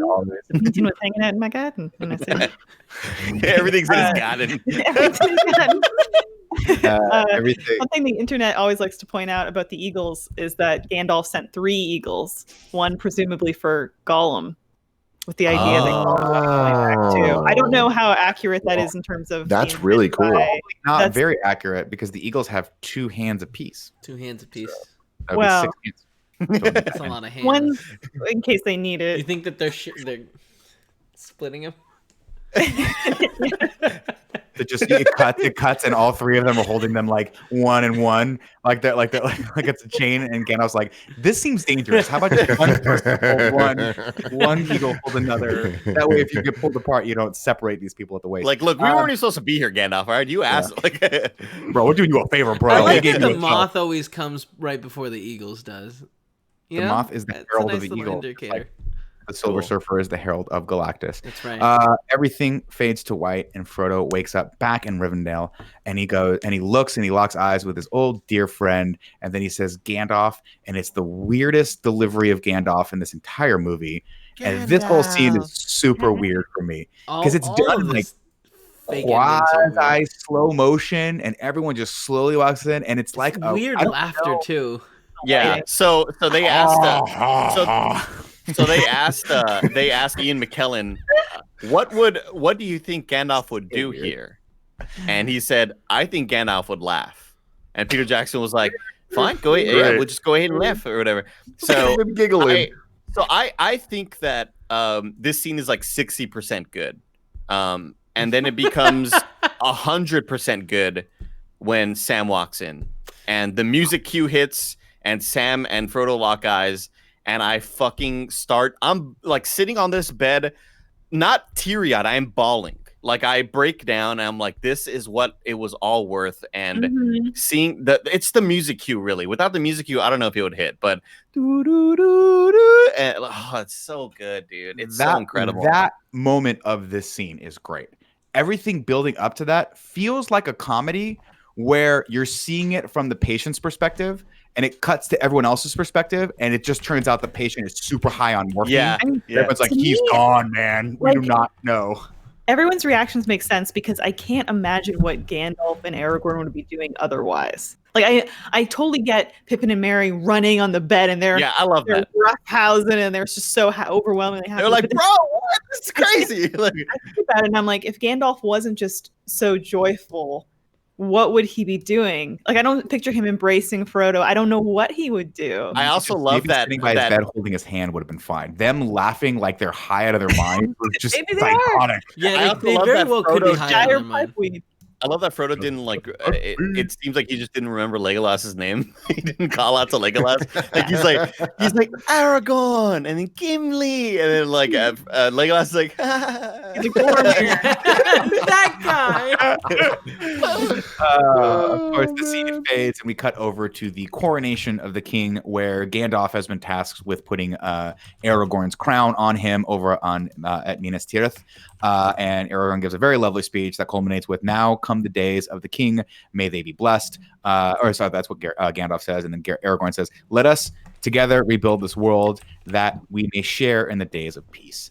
And he turns around and walks, and then he just, for no reason, is like, "I'm so overwhelmed with emotions, Elise, that I'm now going to start singing to everyone." And the editor realized this was so awkward that he immediately cut away from it. He was like, "We can't. This is bad." It's a little bit Crash Test Dummies, like. You know, why did your voice? You cut out a little bit there. You went too low. Please, can you sing that louder, please, for me? Oh no. This was Viggo Mortensen's idea, because it was a line in the book. Don't let these people have ideas. And it wasn't sung. Yeah, it wasn't even sung. It was just spoken. And I didn't think it was bad. I don't think it was bad. He looked dope as fuck, though. Getting that crown, the armor that he has at the end, I'm just like, holy he leveled crap. up. Tim. You leveled up. And that's the thing that I've appreciated about these movies from the get is they continually just act like video games. You get your next armor upgrade and all this shit. And this is just like, oh, fuck, you got the legendary weapons now. Nick Scarpino from Kind of Funny. Has anyone done yoga other than me? Elise, have you done yoga? Yeah, I used to do it all the time. Did you ever have where you go to a yoga class and you just assume it's going to be the instructor you really, really like, and you love the flow, and you like his or her approach to everything, and you walk in and it's a guest instructor and you go, oh no, because you know that there's a 50% chance they're going to make you sing at the beginning of class. That's what this moment is for me. Nobody wants to fucking chant the thing. Nobody wants to sing. Just get to the vinyasa flow. I've never sung. I don't know. I did have one person that would show up and then would do the sound bath at the end. Cool. And oh no, I'm so sensitive to sound that she'd be doing it and I'd just be like vibrating. Yeah, I was like, I can't. But yeah, I don't say namaste at the end because I feel weird. I don't mind saying namaste. It's just when the instructor's like, "Okay, everyone, now repeat after me," and they go, "No, ding, ding, ding." Oh, I've never done that. That sounds like crazy. Is this start doing Kendrick Lamar? I was like, "Is we doing Kendrick Lamar?" That's Anyway, that one went off the rails, guys. Sorry. Yeah. Integral Mark came out, and I was like, "That song is fucking dope." We're in like the most Take a beautiful. moment. We're in the most beautiful part in the moment of the movie. That's true. Okay, so as he starts walking through the ranks, as we hear the music behind him, as it's singing behind him, everyone, I love this, starts bowing as he walks forward. He walks over to Legolas, puts his hand on his shoulder, and Legolas does the same in return, and he speaks a little to him in Elvish. And you have to imagine he's like, "We fucking did it." That was crazy, bro. Yeah. Hey man, times are crazy right now. Man. Bro, it was dope. You see me fucking ride down that trunk, bro? He's like, "Yeah, bro." Wow. Let's see. Then, of course, after that, he notices Elrond, and right behind him, being obscured by a flag as it moves out of the way, he finally sees Arwen. And important to note here, she's not glowing. So that was and he kind of looks at her, and he has that moment of recognition of almost sorrow, but then followed very closely by happiness, and they embrace and they kiss. It's very, very, very. I didn't like any of this. They use a It was lot so of tongue. fucking weird. There was a lot of tongue being used. I just wish that it's so weird to me because I like this scene. I like them together, but it's weird that Arwen was like this badass and then just does nothing from the Fellowship on. I just always thought that was weird. It's so weird. It's very fucking weird. Get rid of I Eowyn. disagree. And You're Kylo. Like crazy. she was a better writer than him. She could fuck orcs up, and then all of a sudden she just decides to take herself out. I don't know, it was very weird. Anyway, Well, so chat corrected earlier because like I could never remember who was injected more in the movie, whether it was Arwen or Eowyn, and they're saying that Arwen had a smaller part in the books and they added more in for the movies because they wanted a greater female presence, is I believe what happened. well, it was a mistake so- because you shouldn't do that in the beginning and then not follow it up in the next. Yeah, but I wonder if they were like, oh well, we've got Eowyn in the second movie, That's so what it we felt don't like. Yeah. we don't need to do this, and which is kind of shitty. But Boo. Of course, then we get the next. Probably, I mean, I love this next moment. Right, he walks over to the It's hobbits. the best moment. And the hobbits bow to him, but he stops them. And he goes, "My friends, you bow. About to tears, No tears one." every time. Legit. Tears every This is the only moment in the Lord of the Rings, the franchise, that it got me where I was tearing up from hype, where I'm like, oh my God, this could not be more perfect. It was so earned, and I could not believe I cared this much about these fucking hobbits. If you told me 6 weeks ago when we first started this that something would happen that makes me tear up about freaking Merry and Pippin, I wouldn't believe you. But here we God are. damn, dude. It's And just not it's only- perfect. I don't think like anything could have been done or changed to make this a better sequence of events of Totally. them bowing and them being hobbits and they're humble and they're like, oh, our king, and the king and Aragorn being like, dude, you all. Are you kidding me? Look at you guys. Give it up for these guys. And then like just and their looks and I love They're so taken aback. This was so unexpected to them that they Yeah. would be received this way. but Elise, you mentioned I know you've talked before about Lindsay Ellis and her reviews on YouTube, right? Yeah. That's her name, right? Lindsay Ellis, I think. So she does a great job of pointing out how a lot of the end of the movie you see a lot of the other hobbits really, really happy, and Frodo so seldomly smiles because he knows He can't go that back. he's fucked. Like he's forever sick, and he won't ever. So this scene, like everybody's kind of smiling, like holy shit, and Frodo still has this look on his face of like, this is awesome, but My this isn't shoulder gonna hurts. fix this, dude. Yeah. Like, Now, go ahead, I Nick. actually have a theory on that. Okay, because obviously he says you bow to no one, and then he bows, and everyone else in the entire kingdom bows to the hobbits that saved the world. There's Frodo and there's Sam, and then for some reason, Merry and Pippin think they have a fucking reason to not be bowing too. And I think that the look on Frodo's face was him looking at Sam and being like, "Can you fucking believe these guys? The balls on these guys? Like, you carried me up a mountain, bro. I lost a finger, bro. We had to kill Gollum together. This dude rode on a horse with someone. And the other guy just ran a lot. Mary stabbed the fucking Witch King. What are you talking about? Bro, he It put a little still just dagger on counts his as back. one, though. The Witch King would have totally lived past that. Aegon was the one that stabbed him in the face. These guys did. All I'm saying is this, Tim. Mhm. I know what it's like to hitch my horse to someone who's really, really know it, popular, yeah. and it's great. And but I at no point don't you think I don't know I'm living on easy street here. Okay, don't you think that if people were bowing, I would have the balls to stand up and be like, "Yep, I did it." That's a great But point you by Jay would, Window. Here's the thing for I think I what would. Aragorn, Yeah, I would, but no, I Aragorn's feel kind of bad thinking at it. for a man of Numenor to achieve and do what they did would have been an extraordinary feat. But for these small hobbits from the Shire, these unworldly creatures, these small creatures, it's not that I'm saying the hobbits don't deserve it. I'm saying let's discern. Let's give credit. We don't where have credit's to. due. No, it's fine. 90% of the heavy lifting was done by Sam and Frodo. Merry and Pippin could have died. Could have not. They got the trees to walk and help. Saruman would have still been alive. Yeah. So what would you have had them do? What would you have had Merry and Pippin do? I would have had them just recede into the background and go away. This is Nick being shitty. Fucking just move on. If I were Frodo, I love I'd be like, Nick's mind. They've been like, oh, this is for them. Sorry. If I were Frodo and Sam and they didn't bow, I'd be like, you need to go to the nearest Starbucks and get me a fucking venti ice right now. How many Starbucks references will be in these interviews? Jesus Christ. You're not pulling your weight. That's all I'm going to say. Frodo lost a finger. What did Pippin lose? A tunic? He gained an inch or two. Yeah, they got taller. Job. They came out of this whole thing better. You kidding me? Hey, Nick, you got to go ride around horses for a little bit and watch some orcs kill each other. You get an inch on your height? Fucking take that deal in a heartbeat, Tim. Anyway, it's a great sequence. Great sequence, though. Great moment. Fantastic. I'm just being kid. I'm fooling around, guys. Obviously, it was a great scene. Anyway, the camera flies out and dissolves into a map of Middle Earth as Frodo starts narrating. He says, and thus it was the fourth age of Middle Earth began, and the fellowship, eternally bound by friendship and love, was ended. The hobbits head back to Bag End, where nobody apparently has any fucking clue what was happening, the least of which is Old Man Proudfoot, who just shoots them a shitty grin as they come in. And I'd be like, yo, you better show Frodo and Sam and no one else some fucking respect. Okay? Frodo lost a finger. That's an old lady, isn't it? No, it's a dude. That's a guy. He's an old guy. I looked him up. His name was Proudfoot. Are you kidding me? I always thought it was an old lady. No, that's a man.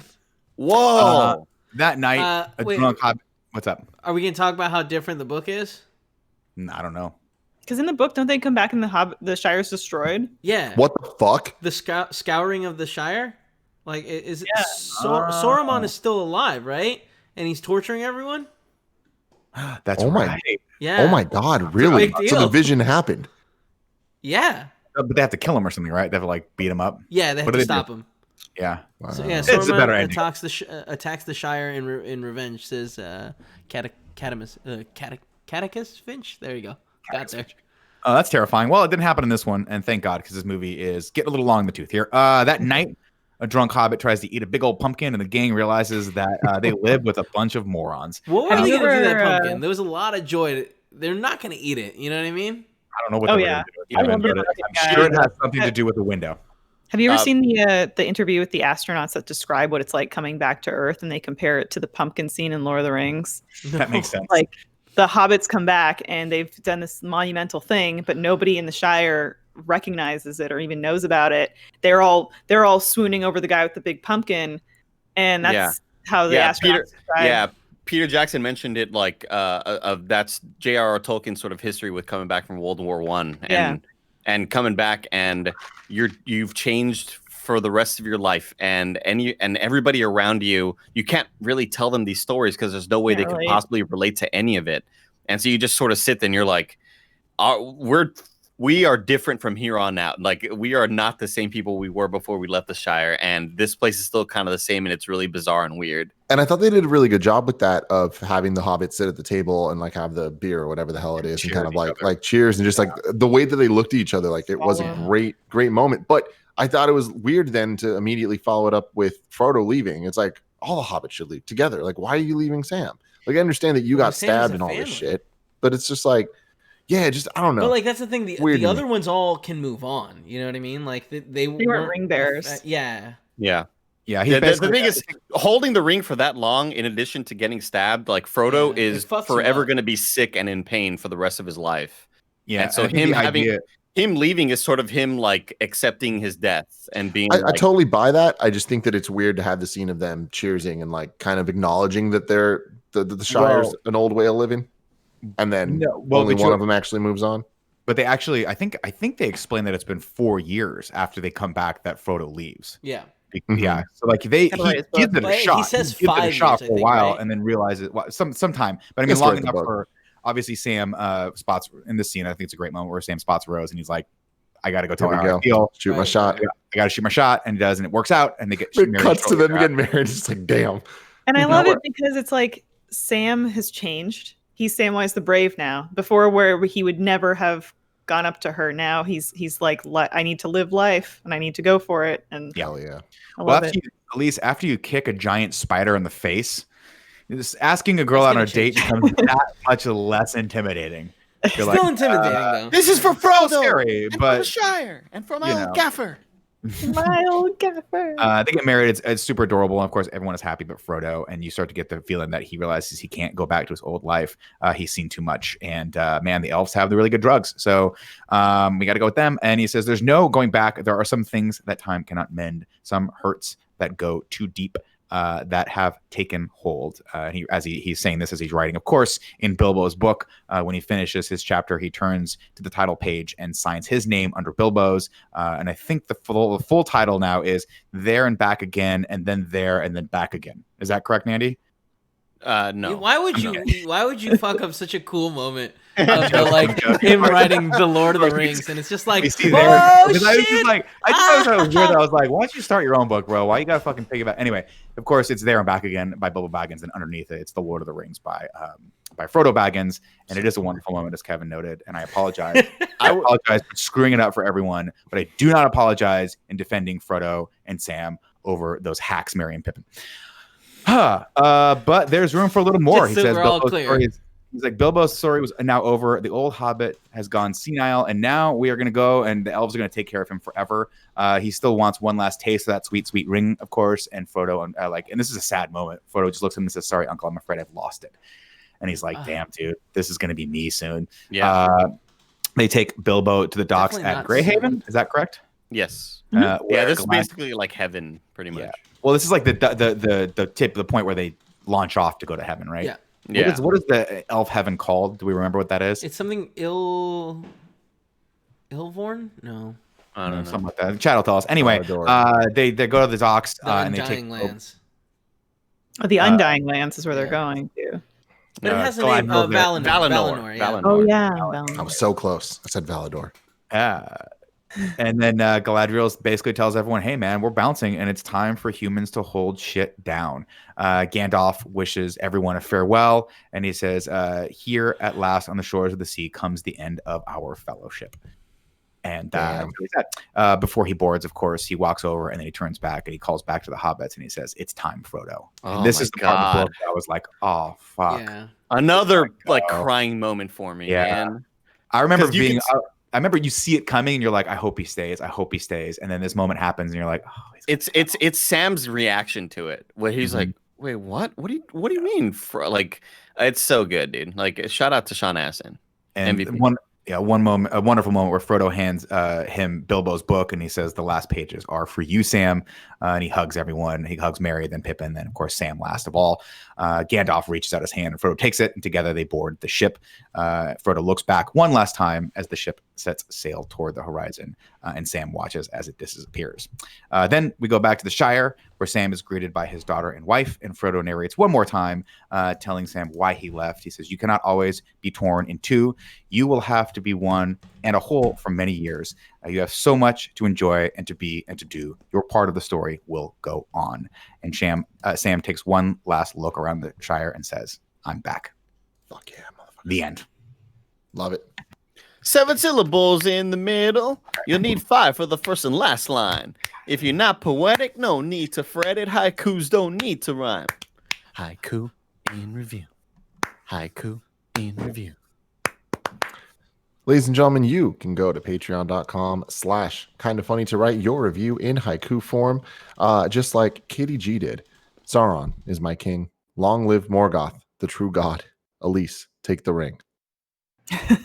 I cast it away. Cast it away. Sam Mosher says, Sam is MVP. Who carries Frodo? Gamgee. Now who's crying? Me. Real good. Dude. Real good. Chance Carter says, be brave is the plan. Knight's King, face, permaban. For she is no man. Whoa.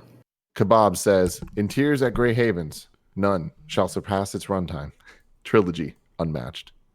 And then the final one to wrap up this trilogy. comes from one Elise Legalese Willems. Our journey is done. I will miss you all, my friends. You bow to no one. Oh my god. Oh my god. I'm so That was sad. good. Thank you That guys was so good. much for including me. I should thank Nick too, but thank you. Thank you for being a Real part of honor. this for so long. It was It's great. a It was a great blast. journey. It was a lot. Yeah, go for it, Andy. Ragu. Bagu. Nick's not Welcome to Rad Guys Talk Bad Guys. I forgot what the order was because Nick is not here. But where do we want to rank I guess Sauron and I don't know, Sauron's armies and Shelob? Oh, Shelob. Okay. But the thing is Shelob's just defending her territory, bro. She's not like, well, you know what I mean? I mean, she was Is gonna Shelob- slowly eat him while he was still alive. There's that one main orc as well that Aragorn. Yeah, Yeah. I guess he was more featured in Two Towers, I felt like. But Oliphant? the You mean the Muma kills? the Witch King? Yeah, Witch King, the Witch King of Angmar. Okay, yeah. Witch King. The Witch King, Sauron, and we'll put Shelob on there as well because she's a bad guy. Where are we putting that? I feel like we have to put Shelob on there because we put Jaws as the main antagonist in his movie. You know what I'm saying? And he was just doing what he does best. You're right, Kevin. Thank you. You're right. He's just nature, man. That's what nature does. I would put them. I don't know, man. Like I obviously without. I love all the Shelob sequences, but I think Christopher Lee is such a phenomenal actor, and him portraying Saruman throughout all of this is one of the high points of the franchise. And so I don't know. It's just hard for me to. It's hard for me to. He fell and landed on the wheel, and then just slowly got Yeah, turned into a that was messed up. Weird. I don't know where to put him in. I say we put them at 3. I just feel like they're just there. Yeah, but Sauron, the Mouth of Sauron was pretty badass. It was pretty badass. It was cool, but he went out, not so great. He didn't even try to dodge, you know what I mean? Yeah. Oh, no. Well, you can't see, Kevin. Can't see. It's true. Oh, he doesn't have eyes because Kevin, he has to see by licking. That's how he gets around. What do you think the nose of Sauron is? I don't know, but I wouldn't want to be that a job. troll with like a big ass nose. It's like Okay, so the bad guys are at number 3. Let's put them at 3. So the list has the ranks right now: Ragu, Bagu, Lord of the Rings, Uruk-hai number 1, Saruman and Lurtz and the army at number 2, the Witch King, the Mouth, and Tony Shalhoub at number 3. There we go. There we go. And then of course So now- MVP on this one, I'm just gonna say is Sam. It's Sam. It's Samwise easy. the Brave. Undeniably This one he Sam. deserves it, No question. So good. There we are. So now it's time to do the final ranking of the Lord of the Rings trilogy. Currently, we have Fellowship of the Ring at number 1 and Two Towers at number 2. God, this is so hard. If this were theatrical, I would have this much, much higher. But the extended, I think, just added stuff that I wasn't a huge fan of. I would put this. What's the ranking again, Tim? 2, 3, 1? 2, 1, 3? 1, 2 right now. Oh, 1, 2. Shit. Oh, wow. We put Fellowship over Two Towers. I don't even remember. It's been a journey. Yeah. It's been an unexpected breaking them journey. apart in 2 makes it difficult because it's like I feel like this half was not as strong. It has really, really strong moments, but that I feel like the first half of this movie is strong and really cool and brings. I'd put this as my number 1.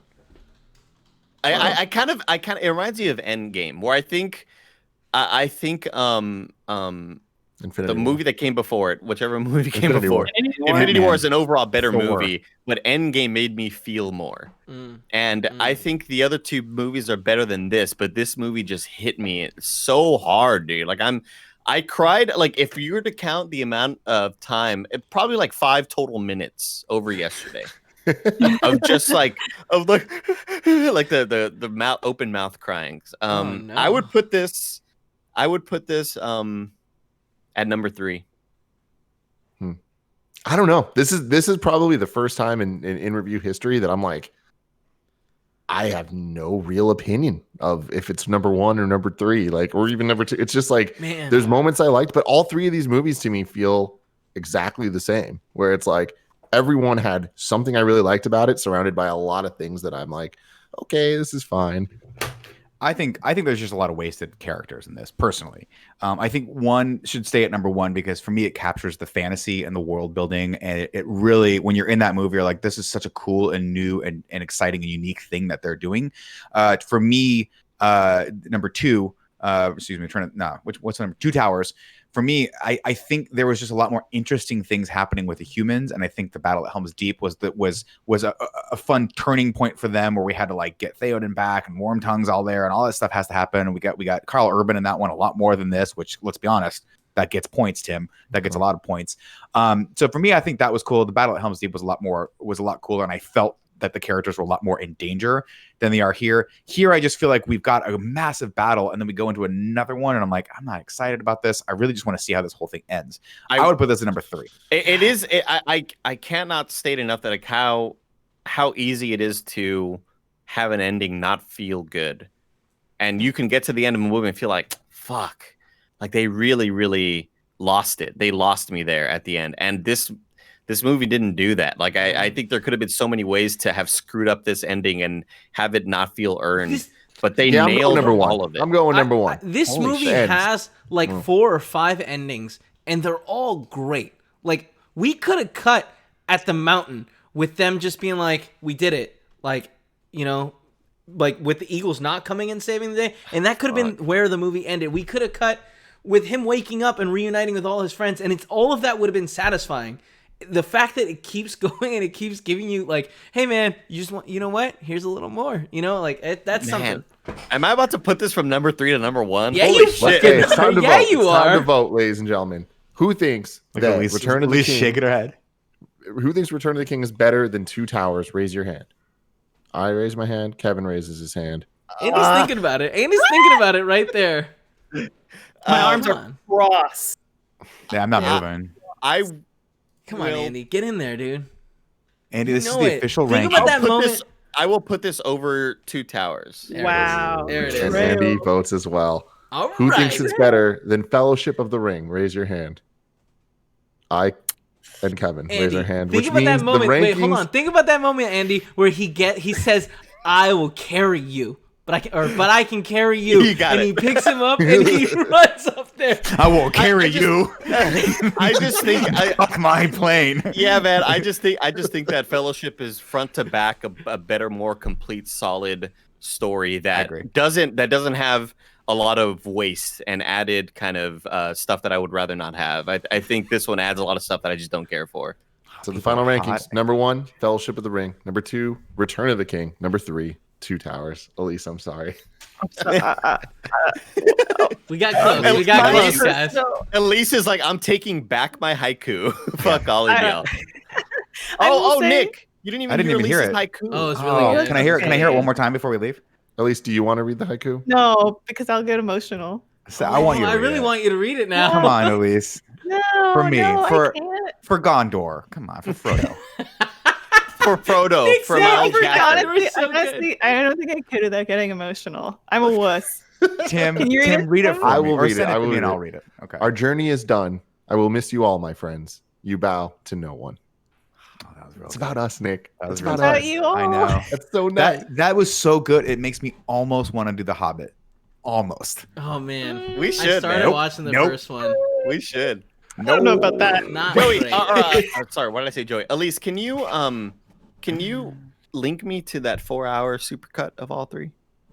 Yeah, I'll get it to you. I will get it to you. Will we do The Hobbit in review? Maybe one day. I hope not. But if there's enough demand, we probably will. Like I said, next week we are doing Nolan in review on Tuesday, Miyazaki in review on Friday. Very exciting stuff. Unfortunately, Elise will not be joining us for those. Will she make a return one day for another in review series? I guarantee it. Do I know when or which one? Not yet, but we should talk. Let's figure some stuff out. Maybe a scary one. Thank you. Oh, No. yeah. No. Yes. I'll conjure up a couple ideas and Thank see you guys what's so up. much for having me. This was an honor and a true treat every week. Being in stuff with you guys normally is a treat, and this was super, super special. So thank you. Thank you. I love it. All right. We're going to end this, as always, with the Andrew Renee Hobbit. I don't remember the name of the segment. Hobbits being Hobbits. Hobbits being Hobbits. And until next time. You bow to no one. All right, I'm bouncing out, guys. Funny, I gotta Andrew run. Renee here But with I love you your all. Bye. final installment of my Hobbits Moments for The Lord of the Rings in review. This time, of course, for The Return of the King Part 2. It's been really fun going back and rewatching these movies and digging into some of the lore of one of my favorite fictional universes. And if you guys didn't take the opportunity to reread the books, I highly recommend you reread them or read them for the first time. And without further ado, let's get into my final Hobbits being Hobbits and Hobbity moments of The Lord of the Rings. So, I want to talk about a moment during the Battle of Pelennor Fields. So this is such an epic, iconic moment, both in the book series and in the movies, where we're on the field. The men of Gondor and of Minas Tirith are beaten down. They feel like they're alone, and it's just at the break of dawn that the roar hymn crests the hill and is like, we saw the beacon, we're here to help you, we're here to save you. Except then they're like, whoa, there's a lot of orcs out there, and maybe we're not going to win. But there's still this moment of hope, especially from the king, where he goes through and he like hits all of the banners, and it's just like such an inspiring moment of hope. And the reason I want to call attention to this battle is because not only is it like, again, one of the best battle sequences ever, like shout out to the amazing crew who made this battle sequence happen, but we get a really fantastic moment with Éowyn and with Merry. So we know that the Lord of the Nazgul, the Witch King Vanmar, the leader of the ring race, is kind of a badass dude. The word on the street is that no one can kill him. More specifically, no man can kill him. Enter in a hobbit and a woman. So in the books, there's a lot more history into why Éowyn is actually able to kill the Witch King of Angmar that the movie doesn't ever really tell you.